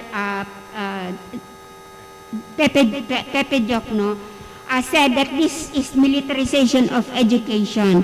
The National Service Law had 3 options, but only the military training was implemented. The other 2 were not. And then in the Plans and Steps for Education Decree of 1972, it's very clear there the mandatory use of textbooks authored and published by Filipinos in elementary and secondary. In the history of DepEd, the proliferation of textbooks was highest starting the martial law. And this was not well supervised, or probably it was deliberately not supervised because of the lot of errors there, which contributed to the false information that we are having. According to Franz Santos, she's a teacher in Ateneo de Manila and an author of a book. The inclusion of factual errors and blatant misinformation in school textbooks has provided for a fertile soil for the historical revisionism of the Marcos clans and its allies. No? The title of this article in The Diplomat is How Philippine Education Contributed to the Return of the Marcoses. No? So maybe next slide. Okay, in terms of pedagogy, Franz Santos is saying that the pedagogy is not correct in teaching martial law, no? Because one is there's limited discussion allotted in textbooks. It's a finding of Far Eastern University Public Center policy, and also limited even in the implementation because martial law years was towards the end of a course in history. And usually teachers would spend long time in pre-Spanish and long time on Japanese occupation, etc. Discussion does not reach anymore. By the time they get to the part where they talk it's about... already, the semester is over. So, and add to that the cancellation of classes din also. But what is problematic is also the presentation. the emphasis and interpretation of martial law. There's no proper context. For example, we will be amazed and we will admire, wow, there are the San Juanico Bridge. But if you look at it, the San Juanico Bridge is to really, endear the people of Romualdez, Imelda in the south. And the many beautiful roads, they are all leading to Ilocos, the place of Dalakay, no? But of course, the cultural center was not really meant for the poor Filipinos. These are meant for those in the elite and for as venue for performances of like Van Cliborn but that's Imelda Marcos enjoying the refinement of life as part of the elite in our society. So there's a book, I think, Waltzing with the Dictators. Waltzing Dictators. Is a title really alluding to those parties and good life that the Marcoses had during their reign. Ma'am Becky, I hope you won't mind if I take this moment to kind of segue to what Dr. Pines here would like to share precisely about this information taking place right now. And I think she can also comment on Paolo here can also comment on the ongoing historical revisionism. So if you don't mind, maybe Doc Pines? So, on the disinformation, okay, opo. Actually, I'm here because I was asked to actually talk about the disinformation. So basically, that's among the lessons we've learned, from historical revisionism. But I think I'd like to first begin with the idea that it's really not historical revisionism that we are fighting at the moment, because historians have been clarifying time and again that what's happening is not historical revisionism, but actually these are distortions and historical denialisms. So we've seen a lot of disinformation. They are either fabricating or made up stories which actually distorts the real facts of the martial law, or they are manipulating existing sources in order to appear that they have a reference, but are actually twisted in order to promote the rehabilitation of the martial law impression. So in terms of this information, it would be very painful to admit, I think for most of us, that this information succeeded. It is sad to really say that and to hear that, but that's what's really going on. The reason why we're here, the reason why we are trying to remember martial law is because it's very clear that there's a new set of narratives that has taken place, and it has succeeded, right? The mere fact that that BBM is already there in his post is a very clear evidence that all the disinformation that led us here has already succeeded. So there are a lot of points to consider in terms of why it succeeded. We have to consider who's reaping the benefits of the disinformation. As we see, martial law is being glorified at the moment.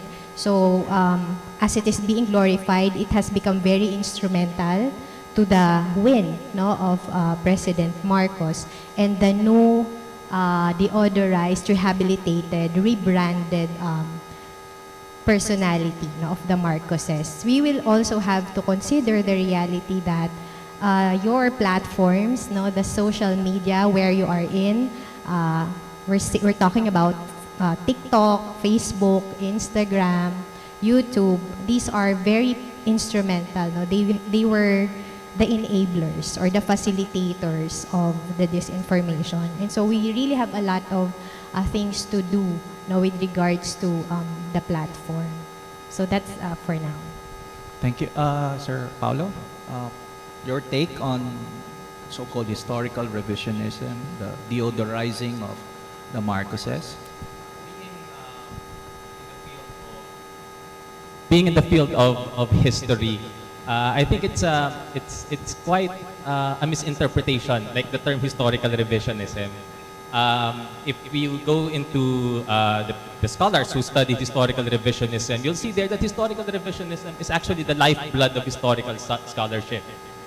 We tend to correct history, to revise it, to correct, not to alter it for political agenda.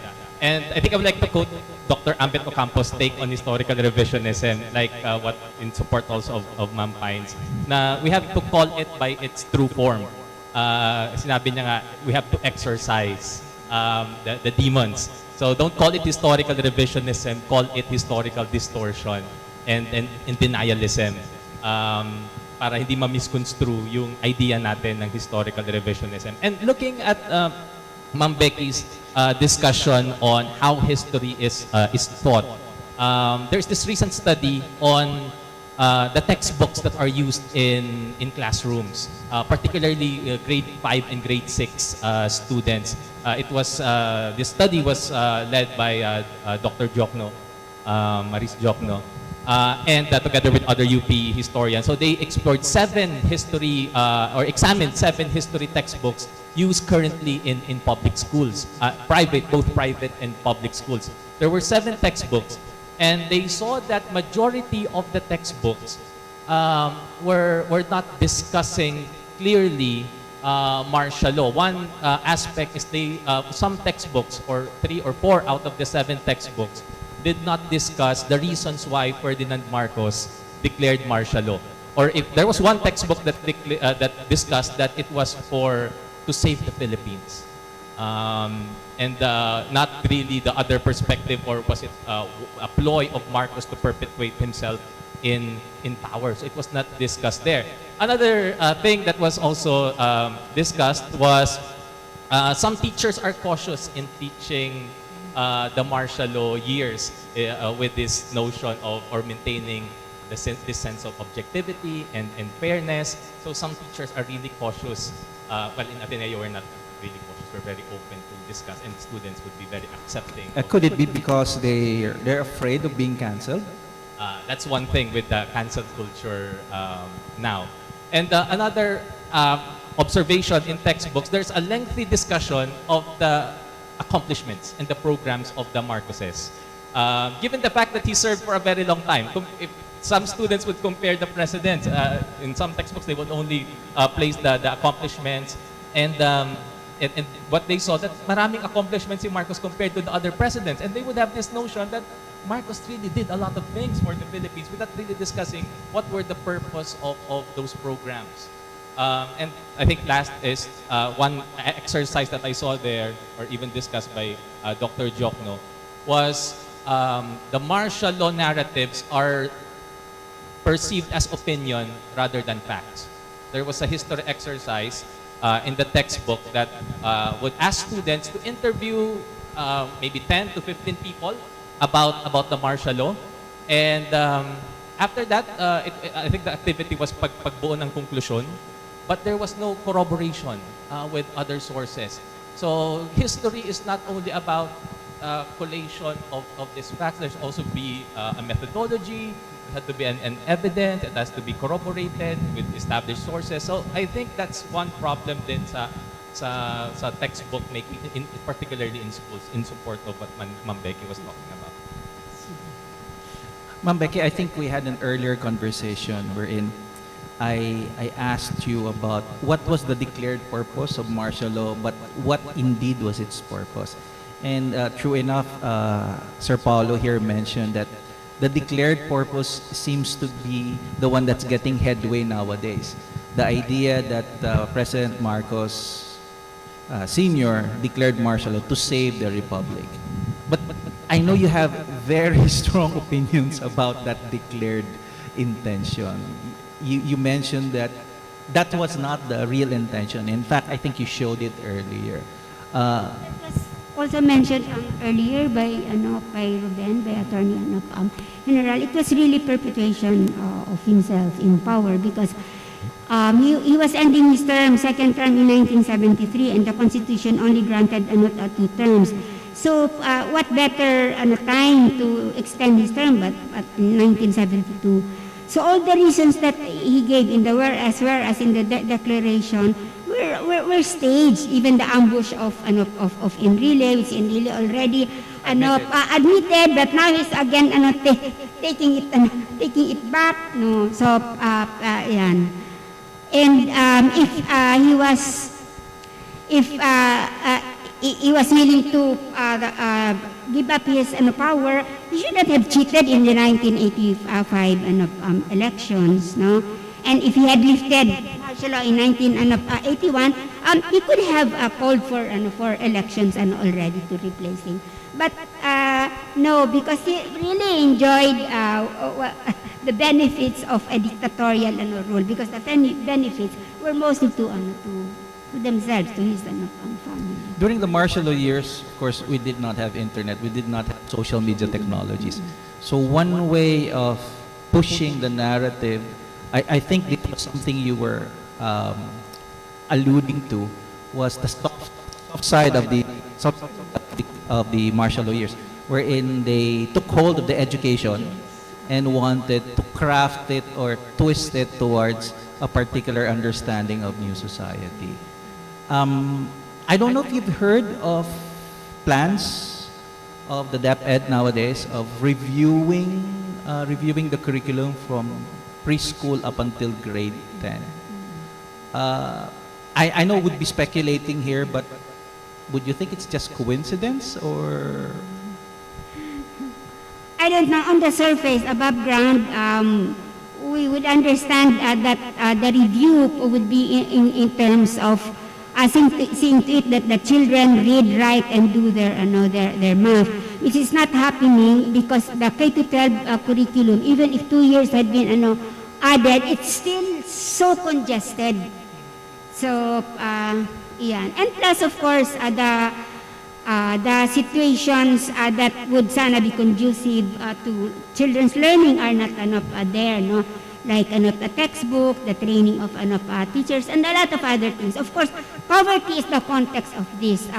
Various studies have already shown, no, that poor performers come from very poor regions in the country, no. If ever there's a little elevation in their achievement in the achievement test and the international achievement tests, these high scorers are in the Metro Manila, the richer regions in the country. So parang poverty has to be addressed even if we address the educational system, because no matter how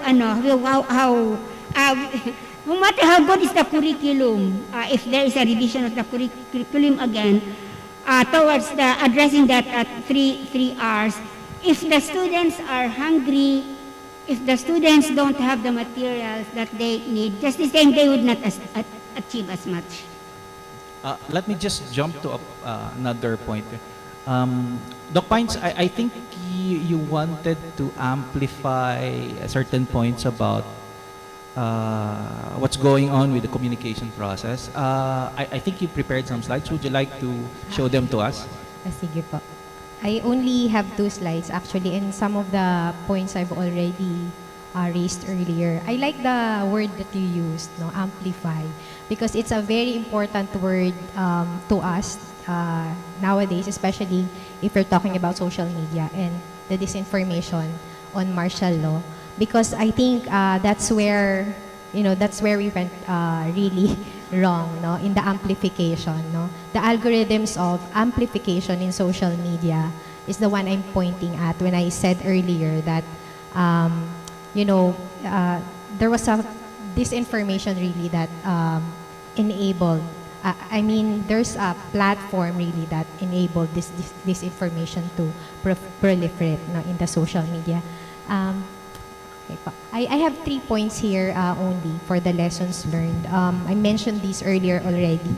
No, it's a sad reality. Martial law, disinformation succeeded. And who reaps the benefits? We all know who. And that would lead us to who actually organized, no, the disinformation. A lot of studies are backing up, no, what I'm saying, and it's for you, no, to find out more about this by looking into these facts. How did it happen? The communication process that was being inquired by Dr. Eric is a very important point, no, to note about disinformation, because the disinformation used these same processes that are legitimate media used. No? So we have to consider that they also used agenda setting and cultivation. No? Meaning, this disinformation were able to very cunningly direct us, no, to what we should think about and how we should think about certain narratives or stories. In this case, the martial law stories, all right, and the martial law facts. We also have to notice that there were suppression of facts about martial law. No, we can speculate about how, you know, the educational system, as being mentioned earlier, had had misgivings in terms of ensuring that the youth, as we grow, will be formed, no, with real stories. That's one. And then, therefore, the cultivation happened, di ba? A lot of us, or a lot of you, did have new lenses or perspectives in viewing these stories. So I think if you were among those, it will be very difficult for you to listen to or understand to the earlier stories, no, that you've heard, because that's quite the opposite of what the disinformation has been showing you, right? So what enabled its success, as I've mentioned earlier, we have the platforms to accuse, no, they were complicit, no, in this fight against disinformation. I also mentioned about historical distortions. To clarify, these are not revisions, because revisionism is in itself good. No, it's good because it's a rethinking, it's a re-reflecting of facts, and perhaps reinterpretation of what these events mean to us. That's good, but what's going on with the disinformation, if you take a look at the content, these are actually distortions, no, as I've mentioned earlier. And my third point is that it's not the new media alone, no, that is complicit. No, we also have to consider that the educational system, as mentioned and explained by Ma'am Becky and Sir Leo, are also complicit. Is also complicit, including, of course, the governance, because in a way, very briefly, the past administrations failed, no, in terms of significantly addressing corruption. And I think that's a source of discontent, no, from you, the youth, which, brought you to alternative sources, which this is where this information came in. So in terms of what can be done, can I go and Yes, please. continue with this? There are very important things, no, that I think we have to consider. There's really a lot, no, there's a lot to be done, and I think it should really be a concerted effort from many, many sectors. But I think the new media, no, should take the lead. First, we have to really look into the face of the enemy. By this, I mean we have to study our enemy. No? We have to give a face to the disinformation that changed the narratives, no, of the martial law. By giving a face, I mean we really have to do research. So I'm hoping here that there will be no politician again who will be, belittling research because for some reason she's already sickened by it. But researches and studies are really very important in order for us to understand what we are facing.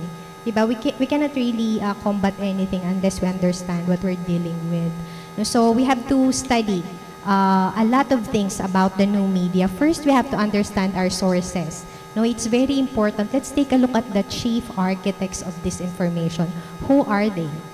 Diba? What are they after? Are they just really after money, or are they also beneficiaries, no, of whatever new system this disinformation is trying to put in place?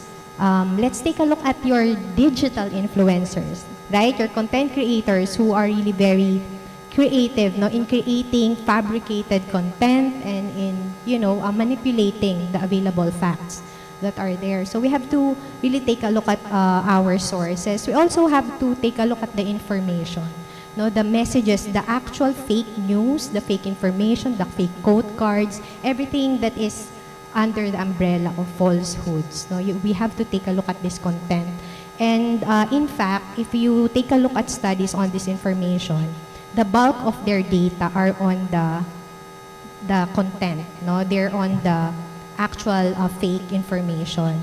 But apart from that, I'd like to emphasize that what we have to study more this time would be the algorithms of amplification. We have to study Facebook, YouTube, Twitter, and how they use our data in order to manipulate our minds or influence us into supporting certain narratives, such as the martial law stories, or how Marcoses really worked during the time of martial law. So there's a lot, no? In this amplification, you are being agents. We may not be aware of that. We might appear to be victims, but at the same time, we're actually agents. We may not be aware. So, and this is because of the amplification that we are mindlessly joining in the social media. We also have to consider us as audiences. Now, let's study how are we becoming. Are we becoming apologists of the Marcoses because of our exposure to martial law disinformation? And these are also effects. No, are we dumbed down? So there are really a lot of things to study, from sources to receivers to the effects of disinformation. And then if we're done studying, hopefully right now there are already ongoing studies. So we're hopeful that these studies will be completed in the same way that the 2016 and the 2019 elections also had studies revealing how this information was really organized and professionalized. But after those studies, we want to hold the platforms accountable. Okay, not only the network of disinformation, because for some reason there are justifications. But the people involved in the network of disinformation are people with sentiments, with needs, and they have a lot of justifications, really. But I think apart from holding them accountable, we also have to look into our platforms. I included their community policies. Are their community policies enough? They're claiming that they are putting down harmful content, but for some reason they would not consider political disinformation as harmful. So that's the gray area. If you look into fake information about martial law, they're still out there, but they're still in the spaces of YouTube, Facebook, and so on. Okay, how about interventions? The editorial intervention is what is missing. Now, I believe in our platforms. There is no gatekeeping whatsoever. So this is, I think, the big area where our TikTok, our Instagram should improve on. And as I've mentioned again, the algorithms of amplification, they should renovate or recalibrate for some directions, newer directions, in order also to protect us and the real narratives of our history. The thing is, we have to change the conditions. We have to stop structures that enable the changing of our history. Because as you can see now, what changed is not just the past. It changed our present and hopefully not our future, but it will if we do not take action. My third suggestion is that the educational system should restore Philippine history in high school curriculum. I think that's very specific because in the in depth ed, this is among the struggles of teachers. They saw what Ma'am Becky saw, that there is no enough time, even in the classrooms. The textbooks were too limiting when it comes to facts. They focused only, for example, on the achievements of martial law, but they did not look into critical perspectives on why was those infrastructures, for example, put up. Diba? What were the reasons and how were we able to finance that? Diba? We had big loans that actually the next generation still are paying. Okay, also, I'd like to call on the traditional media to stay where they are and at the same time migrate to the new media, because the new media is existing very strongly in the attention of most, and therefore while they have to retain their editorial functions, they also have to join in, no, the spaces and bring with them their editorial function, their media ethics, which were missing, no, or which are missing in our platforms. And then for all of us, no, netizens, I think I've mentioned this earlier, we should not be agents, no, of disinformation. No, we may not be. It's actually very difficult. I was asked by this student of mine the question, are we victims or are we agents? I realized that's a very difficult question to answer, because if you were victims, that's a very sad note, right? But in reality, we are agents as well, no? Because we joined in, no? There's the algorithm. We fed our data, our very, the simplest liking, reacting, commenting, sharing, and a lot of other things that, us utilizing the features of the platforms, all of those are simple ways of amplifying. So in a way, we are agents, no, to this information. So we have to be media literate. There are so many advocacies already and efforts of the media agencies trying to equip us, with skills to fact check information ourselves, to be media literate. So let's take a hold, of all of this and be conscientious users of the platforms. We also call out the super spreaders. You know who they are. They say that troll armies are already passe, but actually they're still there. They may be paid, but sometimes, not. And just uphold the credible media. We need to follow the legitimate sources and not the content creators who are dubious, because we need content that have undergone some gatekeeping. Thank you, Ma'am Pines. I think, if I may add quickly before we go to Sir Paulo here, one of the great myths also of our time is that technology is simply a value-neutral instrument, that it's just a matter of correct usage. But as you pointed out, algorithms are there that dispose and influence us. So I think if it's clear to us that the media technologies that we're using right now are disposing us from the get-go, I think we'd be more vigilant, we'd be more vigilant and critical in our engagement, not use, but in our engagement of that. So let me just go now to Sir Paulo. I think I'd like to thank you first for correcting me about the idea of historical revisionism. So I think that's a very helpful correction for all of us, because it's a great disservice, I suppose, to historians and those people who do history. So thank you, Sir Paulo. Please. Again, it's an honor actually listening to the lived experiences of Attorney Ruben, Sir Marnie, and Ma'am Becky, also the insights of Dr. Pines. But looking at the situation, considering the present memory of martial law, the nation struggles with a mingled legacy, understanding of the legacy of martial law. Despite the horrors of the authoritarian rule, a large segment of the population, or even the distortion of information, are accepted by a large segment of the population. We could say 30 million, 31 million. But the battle is not yet over.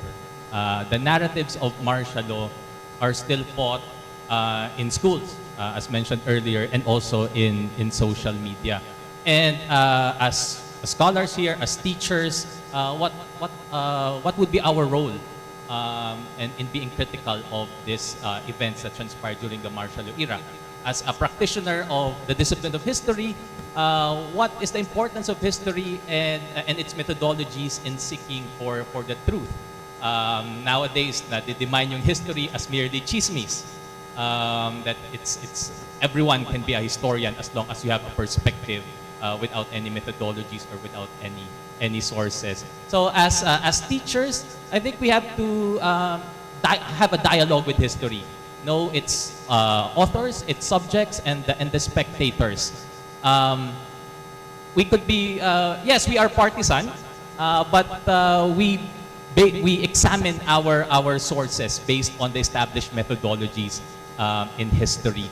So a while ago, we were talking about the role of schools. And Ma'am Pines talked about the role of social media. And in the field of history, there's actually disadvantages and advantages of the explosion of social media. One thing is that the use of social media facilitated the transition to a new figure of authority. Back then, it was the schools, the teachers, the textbooks, the scholars, where we could derive information. Now, people like the students here are mas babad kayo sa social media. Diba? Tapos we had transition to online learning. Talagang mas naging deep na kayo sa social media where you get information, where you do your activities. And that has become the sort of a transition to a new figure of authority. Hindi na merely yung mga universities or yung mga teachers, but the networks that they have established. If one of your family members shared that the Marcos era was the golden era, you tend to accept it because sabi ito ng lolo ko, and why would my lolo lie? And that's one siguro disadvantage. But to further evaluate the role of social media, particularly in historical studies, one benefit that it brought to historical studies is the democratization of knowledge. It now evens the playing field. The availability of sources. You don't have to go to Harvard, to Yale, to Cambridge to get archival materials. Online, pwede ka na makakuha ng mga materials. Another thing is the egalitarianism of historical sources. Because may information deluge, we could gather a lot of information, we could create data. There are no reviews anymore. There are no scholarly reviews. Unlike yung mga journal articles, they are peer-reviewed. Yung mga pinopost sa Facebook, wala namang nagre-review noon, di ba? They could just cite any dubious source and that could be accepted by a lot of people. Another advantage, also disadvantage, is the access and spread of information. Lalo na ngayon, in this online setup, mas madali na yung pag-spread ng mga information, and it could be used as an advantage by teachers, but also for the purveyors of fake news. They could also use that to spread disinformation like wildfire. And the social media platforms had also become a breeding ground of conspiracy theories, denials, half-truth. And somehow we have to weigh what are the advantages and disadvantages of this. And we have seen the power of social media campaigning in the recent election, considered the most historical election because of the number of votes casted. The votes casted both for the president and the vice president, the number of people who voted. So it was considered, and we saw the power of social media campaigning compared to ground campaigning. There are even other politicians that did not even go to the ground, but one naging top-notcher pa sa Senate, di ba? And that's like we could see the power of social media there. And it has also been used by the Marcoses to cite how they use social media to promote their political agenda. They have used it for falsification, whitewashing. The Marcos era is the golden years. Denialism, they have trivialized human rights violation. Wala naman daw human rights violation na nangyari during the martial law era. I think it was mentioned a while ago that the Marcoses were already rich prior to gaining possession. Yung favorite ng mga students, yung Talyano gold. They have been questioning about that. Can you just imagine if you're studying history, yung Talyano gold, na nadamay pa si Rizal. Diba? Si Rizal laging nadadamay from the Spanish, American, Japanese period, diba? Even until today, nadadamay si Rizal. That Rizal lived, he did not die in Bagong Bayan. He lived up to 113. This is the story that I got, 113 years old. He went to Europe, befriended the Pope and European leaders there. Where does Hitler come in dito sa narrative na to? Yung narrative naman, he's like the father. Hitler is the father of... Si Rizal, laging biktima si Rizal. At maawa tayo kay Rizal, di ba? In a way. So going back, binigyan daw ng pera, and Jose Rizal met Ferdinand Marcos Sr. and pinamana sa kanya yung pera. and the nation and to take care of the nation. And that's like the allure of the counterfactual.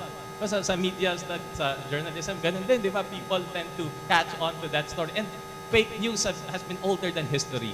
Hindi lang siya during the Marcos era, marami na, the Code of Kalantiao and other documents in history.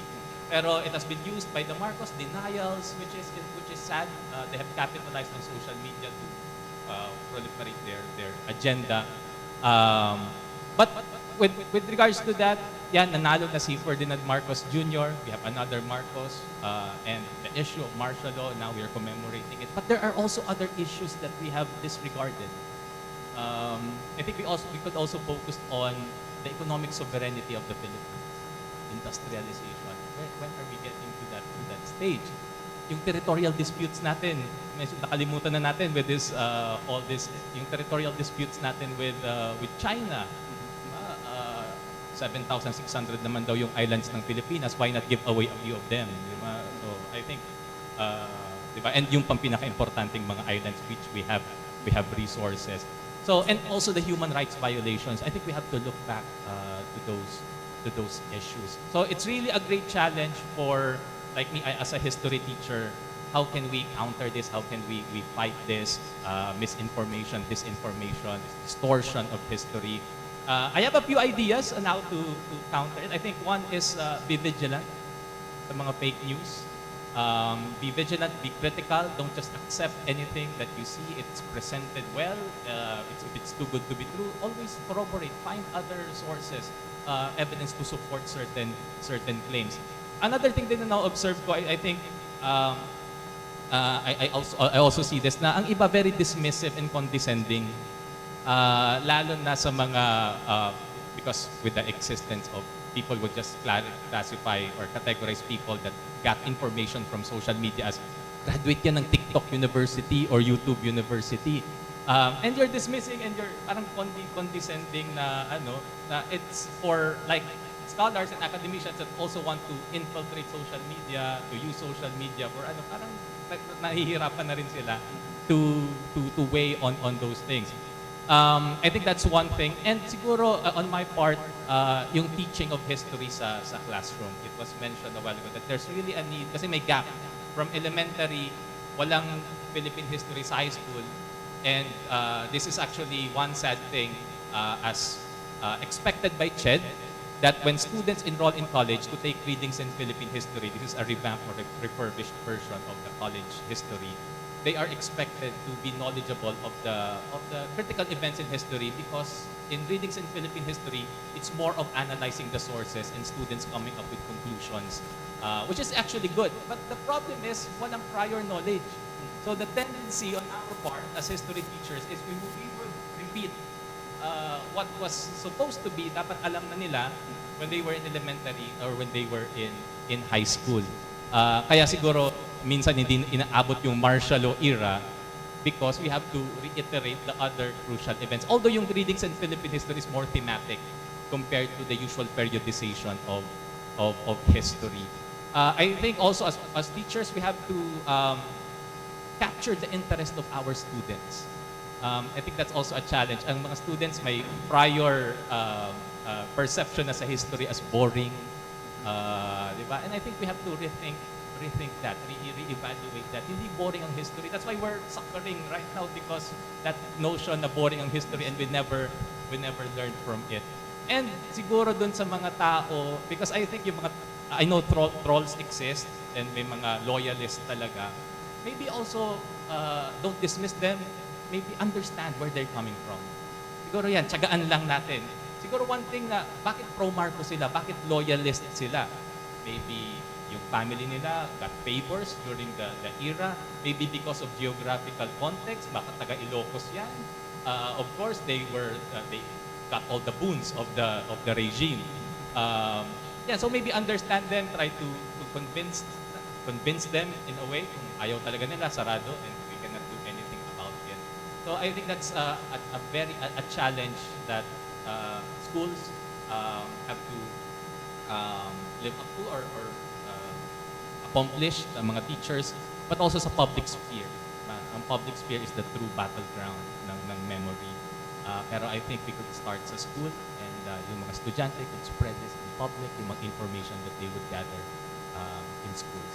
So, Thank you so much, Sir Paulo, Doc Pines, and Ma'am Becky for your sharing.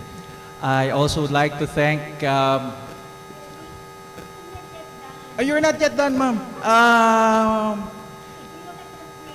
Sige po. If you look at the framework, there's that box on resistance. Okay. And I just show one or two Sure, slides ma'am. in the context of what we're saying na the struggle continues. My apologies lang, yeah, Ma'am. No? I wanted to get our participants involved already by asking them for their questions. But please. Can we go back to that? Just that ano lang.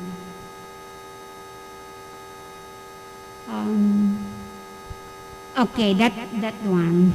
I think mine is familiar with this. No? This poem, Prometheus Unbound,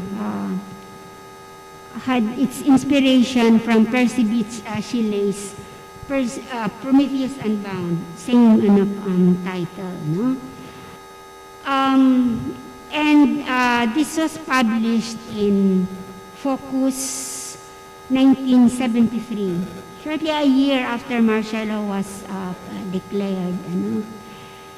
And you remember during that time that press freedom was taken away. But to sanitize his dictatorial rule, he allowed. So the pen name is Ruben Cuevas, but later on this was revealed that the author of this is Pete Lacaba.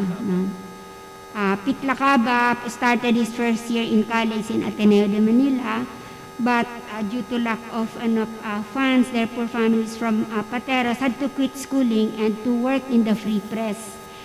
And I think that's by Eman Lacaba, the brother. He had a younger brother who perished in the struggle during martial law. But I'm not anymore going to read the poem, or maybe yes, Marnie would probably be still there. Mars shall not glow tonight, Artemis is out of sight, rust in the twilight sky colors a bloodshot eye.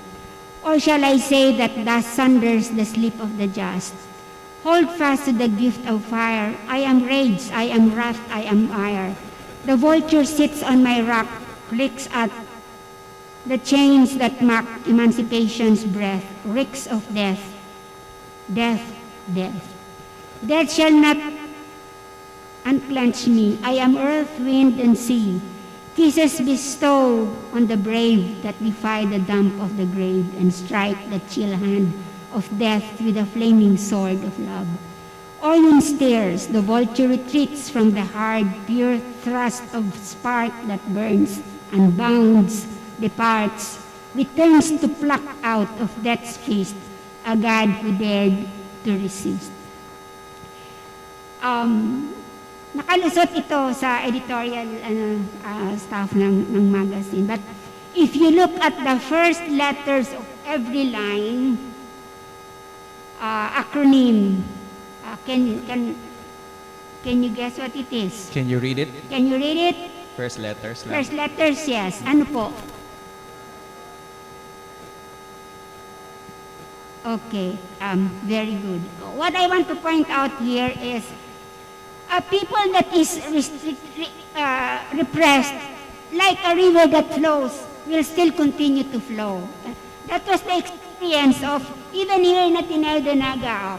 You remember Rudy Alano, Regis, and all their plays, pagmumulat, in the late 70s, all contributed to the continuing conscientization of students. No?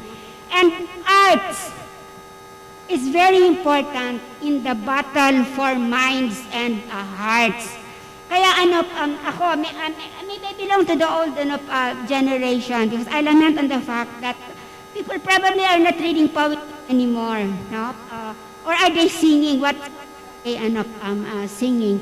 Because I still have also some other, but I'm not anymore going to show. But I will refer you to book Burabod, OBM, Original Bicolano Songs. There's a portion there towards the end about protest songs, no?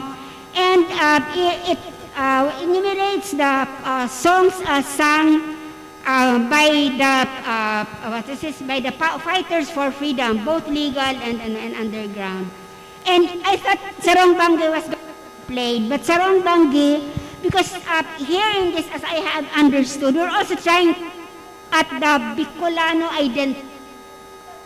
So, what is it that also make us a top freedom fighter in the country, in the provinces?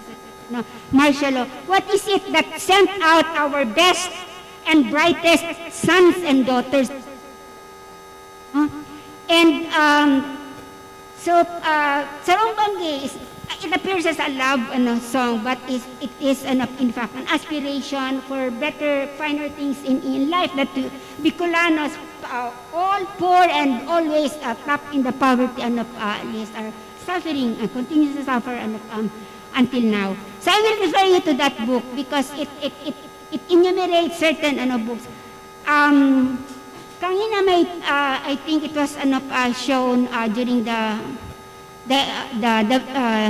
beginning or the break, where you the songs, the revolutionary songs during the fight of Filipinos against the Spaniards were being sung during the martial law period, and in fact it was the national anthem of the EDSA revolution. And there are again so many other songs that I do not know if you are still, but as I have said, in the fight of hearts and minds, what appeals is very Ignatian. What affects our affections and is the one that will stay, no matter no matter how much machinations there are. So go back to literature, go back to poetry, go back to music, and even to sculpture, no? Because this is what will reach our core. So with that, on the question on how should we go, it's one answer, but in what form I really do not know. I belong to the passing of the plenary. So thank you very much. Thank you, Ma'am Becky. Indeed, how do you distill 14, 13, 20 years of experience in a matter of 20 minutes or so? So that was a great challenge the organizers had in bringing all of you together to speak about the memory of the martial law years here in BICOL, and of course the prospects. So we thank everyone here. Again, a round of applause for everybody. We have time for some questions from our audience here. I think we can accommodate one or two. Hindi pa naman siguro gutom.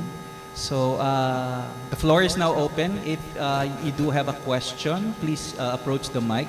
As always, please identify yourself, and please identify the speaker or the resource person you'd like to bring your question to.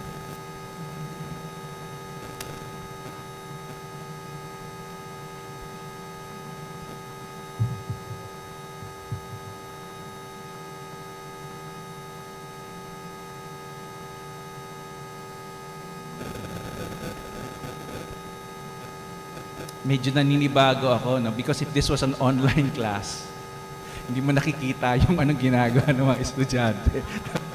Pero ngayon nakikita ko. But anyways, question perhaps? Or an insight? Yes, please. You may approach the microphone over here.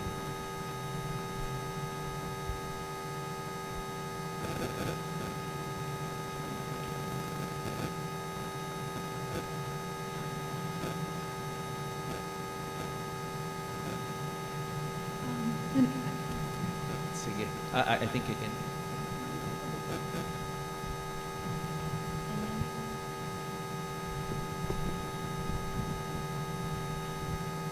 Hello po. I'm Phoebe from AB Pulsi, a first-year student. So I have a question that I've been wondering for years now, and this has a connection with martial law.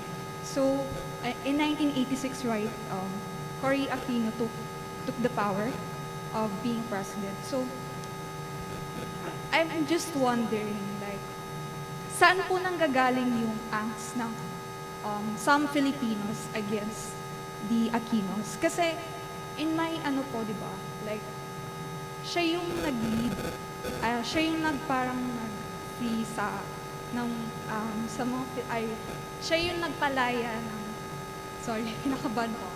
Kasi parang may prejudice kasi against the Aquinos, and natatakot ako baka i-judge ako kasi I don't really understand why people are against the Aquinos, where in fact sila yung nag-end sa dictatorship ng mga Marcos. So that's just my question po. Bakit galit ang mga Pilipino sa mga Aquinos?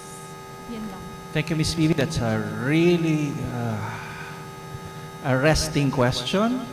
I'm sure a lot of the panel would like to answer this, but si Sai po sa gustong mag-engage po katungan.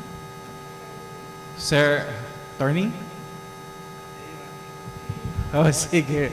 The history guy, okay.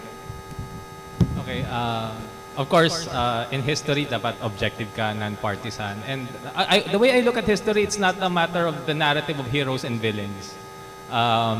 Yes, the Marcos did a lot of things, but looking at the Aquino administration, why are they now portrayed, or some would portray them also as they were also, kasi one context during the martial law, it has seen as some sort of an intra-elite battle. The Marcoses suppressing the Lopezes, the Aquinos, and also, so you could look in to that sa perspective na yan, that there were like an intra-elite rivalry, even including the Ayalas. Nangyari yan noon. Well, the Lopezes got the bad side of it because during that time, si Lopez was the vice president of Marcos, and Lopez Sr. was considered like if you read the Conjugal Dictatorship, si Lopez minimension doon na siya yung parang the president maker. Siya yung nag-i-influence sa mga But looking at that, naungkat din yung mga narratives about the Aquinos, like Hacienda Luisita, yung agrarian reform, even it dates back kay Antonio Luna pa, yung mga news that Isidra, the girlfriend of Antonio Luna, Antonio Luna went to I think it was Tarlac or somewhere there, and left the revolutionary treasures doon. At sinabi daw yan yung ginamit para bilhin ang Hacienda Luisita, yung money na yon. So like yung mga narratives na ganon, and because yung if you look at it, siguro decades yung pagbalik ng mga Marcoses sa power, and they still saw that the Aquinos were still their, kumbaga, rivals. Si Noynoy naging presidente pa. So they have to really, kumbaga, distort this memory of the There are also some exaggerations, but there are also some truths in it. Kaya nga, ang role ng history is be critical. Maging critical ka din. Don't just look at the Marcoses as villains and all, but they are really portrayed in credible sources as really very bad. But you also have to reassess kay si Cory Aquino. And some may mga may mga like exaggerations said, like I think one time si Cory Aquino gustong gawing santo, and I think that's not I think hindi proper yun. Ganun na notion. Again, we have to be critical. Ayan siguro yung Look at sources that is describing the Aquino administration. You can also look at sources describing the Marcos administration. And gusto ko lang idagdag, when the Marcoses were restored or now are restored in power, yung mga alliances niya din, bumalik din. You could see the Estradas, the Arroyos, the Villars. So it's another set, mga oligarch nakabalik. Kaya if you look at it, if you look at overview ng history, yung elite cycle sa history, di naman talaga natapos eh. We are still a weak state but strong political families. And I think we have to reassess that, reevaluate that. Thank you, Sir Paulo. Ma'am Bex? You should look at the sources or who are saying it. One source would be, those Marcos loyalists who really saw Cory as the one, the icon for the EDSA revolution that ousted, what is this, Marcos, no? The other would probably not, source would be the group that who were not really loyalists to Marcos, but were kind of disappointed with their expectations of the 6-year term of Cory. But we should remember that the term of Cory was really focused on what is this? Putting back democracy at work. So yung constitution, the fight against the platters of the coups, and so the promise of a better life, better than those of Marcos, the economic what is this recovery programs, were not really accomplished. So that's one reason for their for their well, they don't like Cory for the disappointment, no. And because of the nature of the politics in the Philippines, no, one term would not really be enough. There was no continuity, no, because well, despite I'm not sure the real color of Fidel Ramos, really, although we can put credit to him that after Cory, he continued the stability of the democracy, no, in the country, no. But as far and economy also was economy improved, no, from what we had during Cory and from what we had during Marcos. But I think the ideals of the EDSA revolution was not really pursued. So that contributed to people who are saying na ang Aquino talaga ang kontrabida sa buhay ni Marcos, without realizing that without Cory, who would be at the helm of the fight against the ouster of for the snap elections in 1985 and the many sacrifices that that he had. So yan, may Thank you, Ma'am Becky. Sir? So thank you. Maybe we can have one more question. Sir Bert.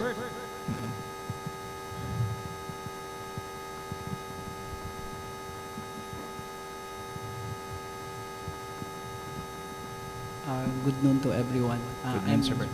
Engelbert Baloloy, mathematics teacher.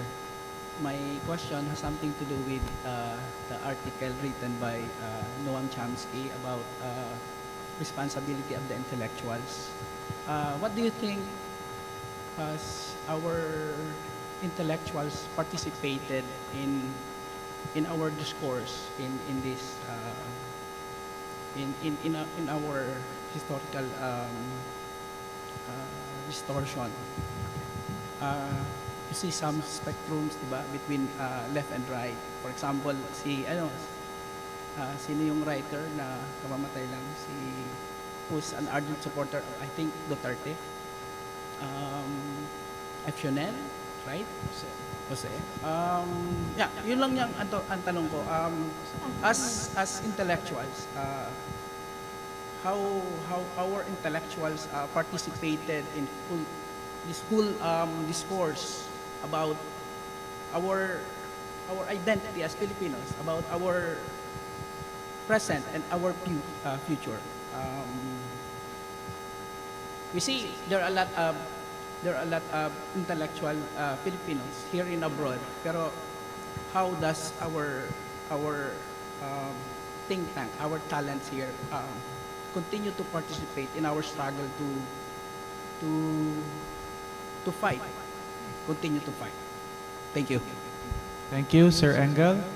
I think the question if I may reiterate, has been the role of intellectuals in either the remembering, the distortion, and the forgetting of the martial law years, if I'm correct. Okay. I think this was something that you already touched on, Ma'am Becky. So maybe an answer from you would be helpful. If revolutions are born in universities, that's from our history of the world.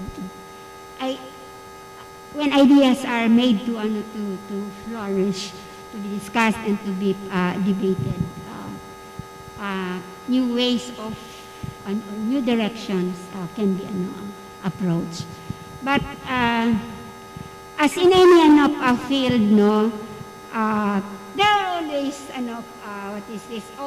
pros and there are always cons. And the battle really is to purify our search for truth and to promote it inside the classrooms. That's why we have research. So that I would say that three functions of that university, instruction, research, and outreach would be very, very important. And I think that should answer your question. I would always say, I hope I have answered your question, that this is one thing I would like to say before we part. Because when we remember martial law, some people who are listening are saying, you say this because you are red, you are CPP, you are NPA. Then I will always say, you do not have to be a communist or an NPA to see what is our social realities. You do not have to be a communist to see that people are getting hungry, that we lost our freedom, that our freedom of press was suppressed during martial law. And you don't also have to be a communist or a red to say that this is the best way for us to go. Let's study here in the university and find out if it's really this is an arena for that. Yes, please. Quick lang dun kay Sir Bert. As scholars, we are shaped by, our point of views are shaped by our historical experience and also our social realities. Looking back during the martial law era, that has actually been a debate. Yung mga intellectuals were actually commissioned by Ferdinand Marcos to promote their nativist nationalist campaign. I think Ma'am Becky talked about na malakas maganda. And also there was a Project Tadhana that was used, commissioned historians to write the history of the Philippines, also to favor the Marcoses and also to somehow legitimize that they were the rightful rulers of the Philippines. So torn dun yung mga intellectuals. Would they participate in this campaign of distorting the truth, or would they uphold the credibility, the integrity of intellectual pursuit? So I think yan, and I think changing siya, yung mga social realities natin. Some that were anti before are pro now because of certain changes. So that's the way I look at it. Yes, please. Actually, I was about to. Okay, just to add to the role of the intellectuals to answer Sir Engel's question. I think the role of intellectuals sometimes would be to provoke. We want to actually provoke so that there will be conversations on things. Actually, apart from being, usually we view intellectuals as experts who would be sources of answers to our questions, and usually that's how we see them. But actually, intellectuals are in universities, we are in the academe to provide venues where minds can converse, and so that ideas will be surfaced, so that answers will really be a consensus of the society. So in a way, intellectuals are leaders. We are opinion leaders. We are setting the climate so that there will be an intellectual conversation on things. Just to mention, I hope Dr. Remoda will not be mad at me, but I just saw his post earlier. He was sort of doing that. No, he was provoking his friends in social media as to whether it would be interesting for us to converse regarding forgetting. Diba? It's a way of provoking so that there will be conversations. We've been saying never forget, diba? Never forget, never again. But here he is, he's trying to open up that concept that should we forget and perhaps be open to the idea of forgiveness. So this is a way of not only seeing the philosophical perspective of things, but actually it will ignite more intellectual conversations on matters that must be of public interest to us. Okay. Thank you so much, Ma'am Pines. I think a hand was being raised over here. Please take the floor.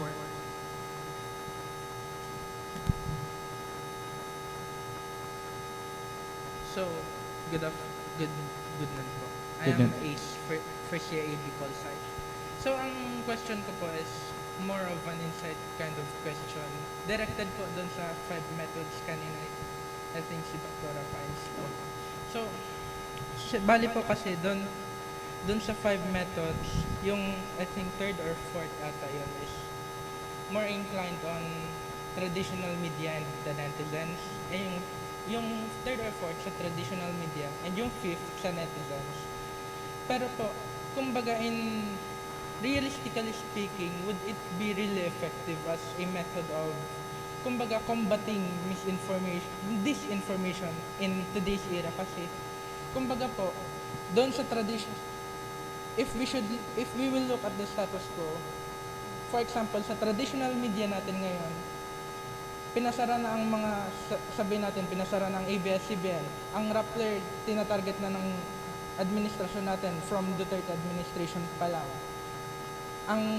Ang state medias natin, mas pinaniniwalaan na ng mga conservatives minsan. PTV, ganyan, Philippine TV Network. Tapos po, for the netizens naman, we have the vloggers. For example, Thinking Pinoy, other pro-BBM vloggers na ang titibay nilang mag-propagate ng information. Pero po, doon po sa traditional media and netizens, would it be really not only effective but efficient? Kasi, for example, kung babalikan natin yung nakaraang national elections and the campaign period before that, kumbaga, naging instrumental pa ang mga kakampings doon sa ginagawa nilang mga, sabihin natin, pakikipag-debate, pakikipag-argue sa mga pro-BBM supporters. Kaya sila nagkaroon ng social traction. Kaya sila naka-harbor ng, kumbaga, majority. Ipagpalagay natin na yung 31 million is really people. Kumbaga, how would it really tackle down to the netizens and to the traditional media kung sila mismo po, kumbaga, inclined sila on being biased, partisan na sila kasi yung interest nila mismo wala naman on the general better good of the society. Kasi kumbaga, ang mga personal interest nila, sabihin natin yung mga vloggers, may mga bayad sila, ang mga trolls, may troll farms that was confirmed na may troll farms talaga ang mga nakarang administration, Duterte and BBM have confirmed troll farms. So, would it be really effective po na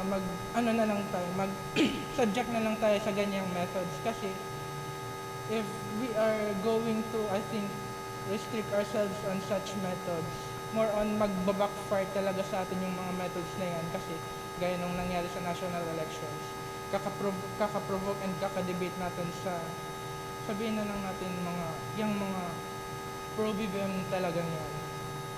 Ang nangyari is, yung support tuloy ng mga tao is nasa kanila dahil kumbaga, yung ego ng mga campings, yung yung pride nila mismo, parang nakasway sa general mass. Paano nating masasabi na yung responsibility talaga nasa kanila if kung ipagpapalagay natin sa sitwasyon ngayon, talagang hindi natin sila maasahan. So yun po. Thank you. Thank you. Ma'am Pines. Okay. Thank you for your thoughts. Actually, you've already answered your first question. From what I can remember, your first question is if it would be realistic, my suggestion for the traditional media to stay. You answered it by sharing your opinions on the matter. What I read from your thoughts is that indeed there's some declining in authority on the part of the media. I think that's one reality that the traditional media has to acknowledge.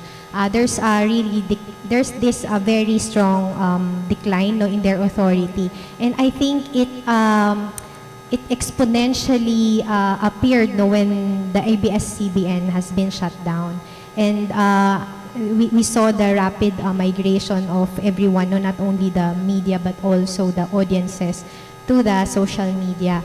You've also mentioned about the biases, diba, that you can see. You're reading that traditional media may be very biased to certain, let's say, camps, and that gives the impression that you cannot really trust them, right? I acknowledge that. Actually, those are very valid points, and those are, I would say that those are actually weaknesses of the traditional media. But I suggested that the traditional media has to stay.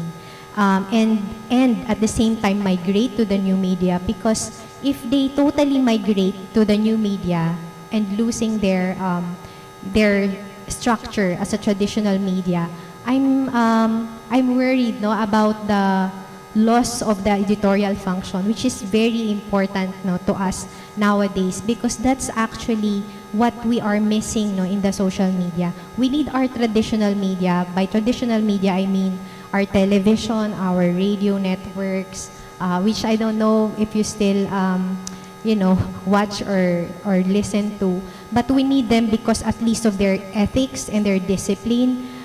They are actually the think tanks of the discipline. And at least before they totally disappear, I hope not really. We are wishing that their systems, their ethics, their journalism practices will also be migrated first to the practice of the platforms. And until it's still missing in the platforms, I would not really recommend for the traditional media to fully shift to the new media. Thank you for your question. Thank you. Thank you so much. And thank you for all the questions. I think our program today has run its course, and I hope it has proven profitable for all of us. Allow me again to thank our panelists here, Sir Leo Paulo Imperial, Dr. Rebecca Torres, Dr. Pines Bana, Sir Marnie Kilatis, and of course, Attorney Luis Ruben General. So thank you so much, and I'll be turning over now the chores of facilitating to my very beautiful, helpful partner, Ma'am Diggs Dindigna. So thank you, everyone. Ma'am Diggs, floor is yours. Sir Eric, please don't leave yet, and stay with us for our showing of appreciation to our guests and to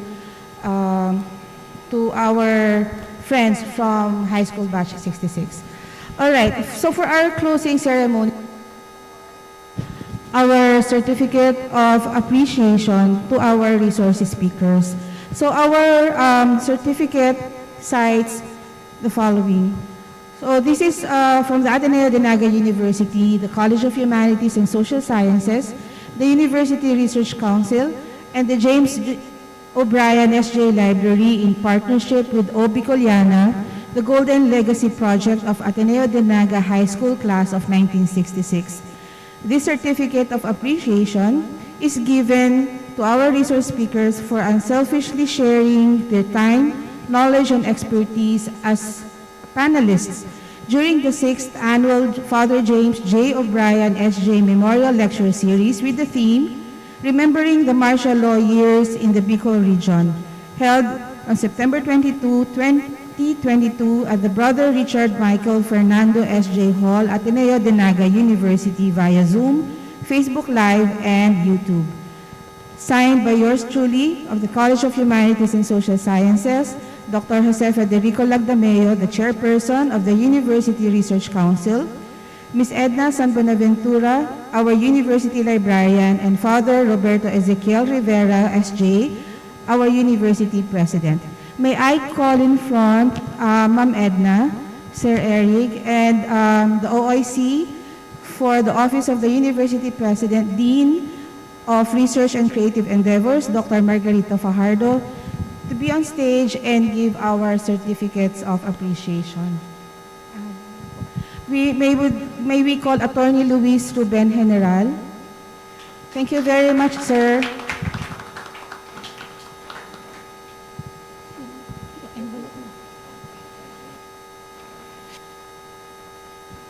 Dr. Rebecca Torres.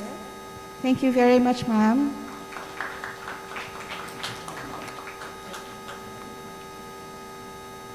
Dr. Maria Filipinas Bana.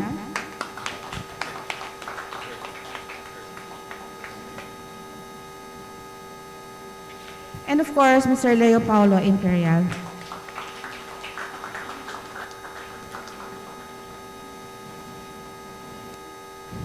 So we'd like to get some message and of course sharing from Mr. Boy Claro to have the turnover of the BICOL Fund.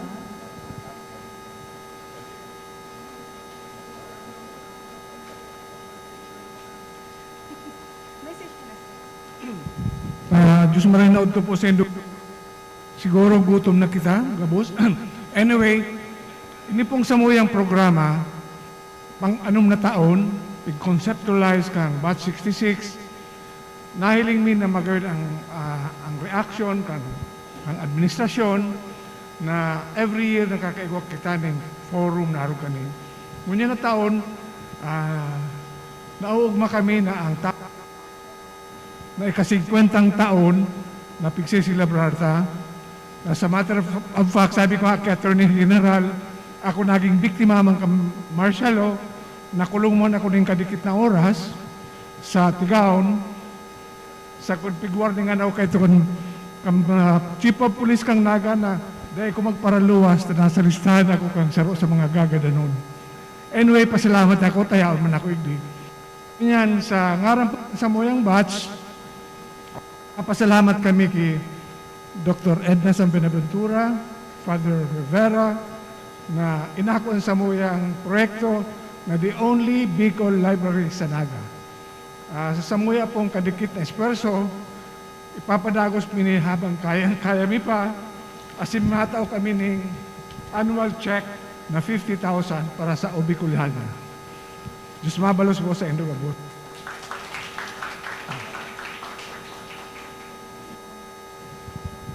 May we call the representative of the batch and Ma'am Edna, Dean Marge, Sir Eric.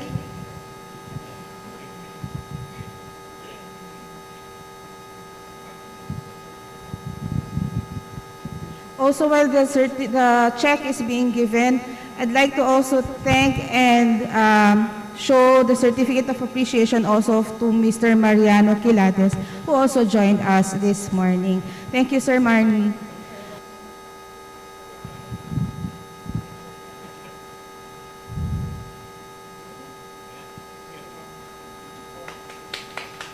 On behalf of Ateneo de Naga University po, we thank you very much and we look forward po to a stronger collaboration between Batch 66 and Ateneo de Naga. Thank you very much po. Salamat. Sige, sir. May pasensya na po, may pahabol pa. May na-receive ako ng text message duman sa Samoya ng kabatch yaon duman sa US, si Greg na Castilla. Itong yaong kasubago dyan nagtaram online. Ang sabi sa kuya, pasalamatan po ang gabos na katuwang kay iniyong proyektong iniyo na anom na taon na, lalong-lalo na si Father President Rivera. Ikadua, magayon na bareta na ipagpapadagos po kan sa muya ning batch ang Bicolana financial support sa laog pa ning 5 taon. Iuso na po yan as in Diyos mabalos. Thank you very much, sir. I would like to now Father Robert Rivera, who is here with us in Zoom, to give his message. Father Robert, the floor is yours po.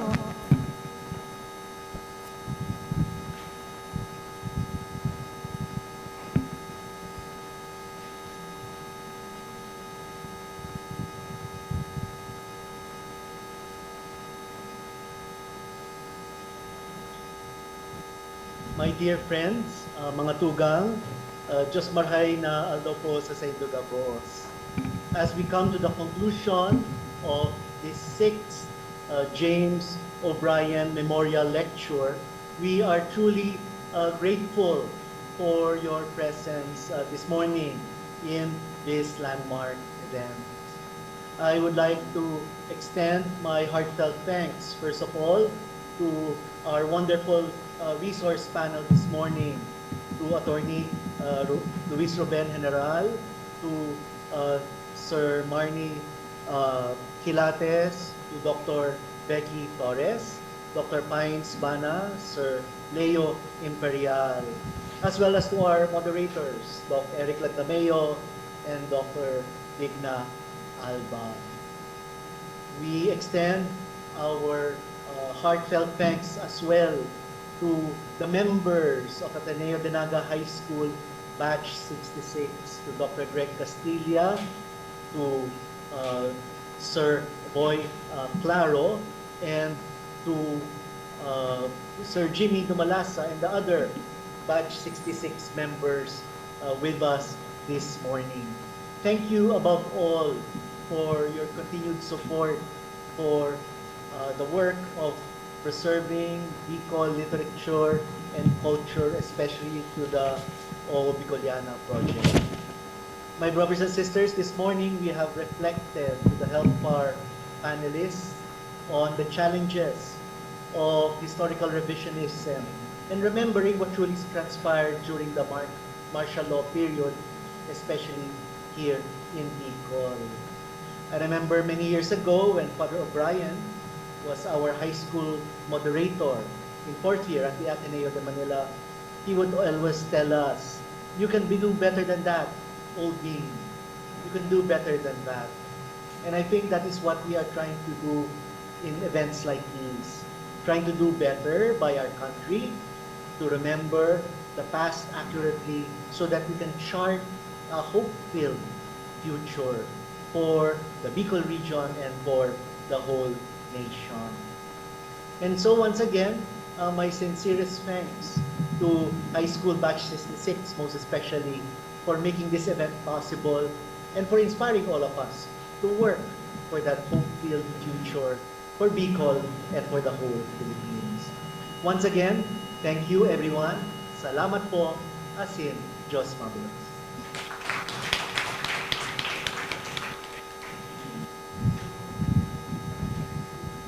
Thank you very much, everyone.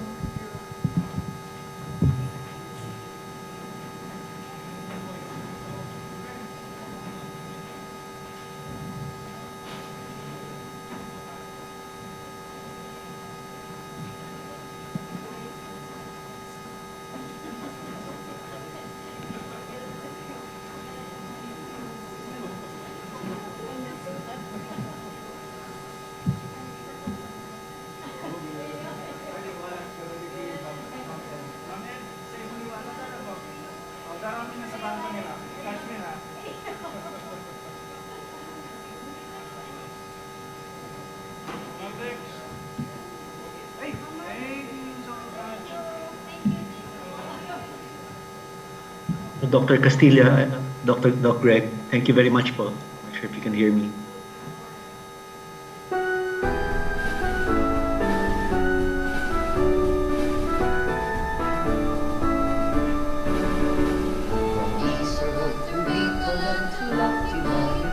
Our flag is carried high, high in victory o'er the ring, and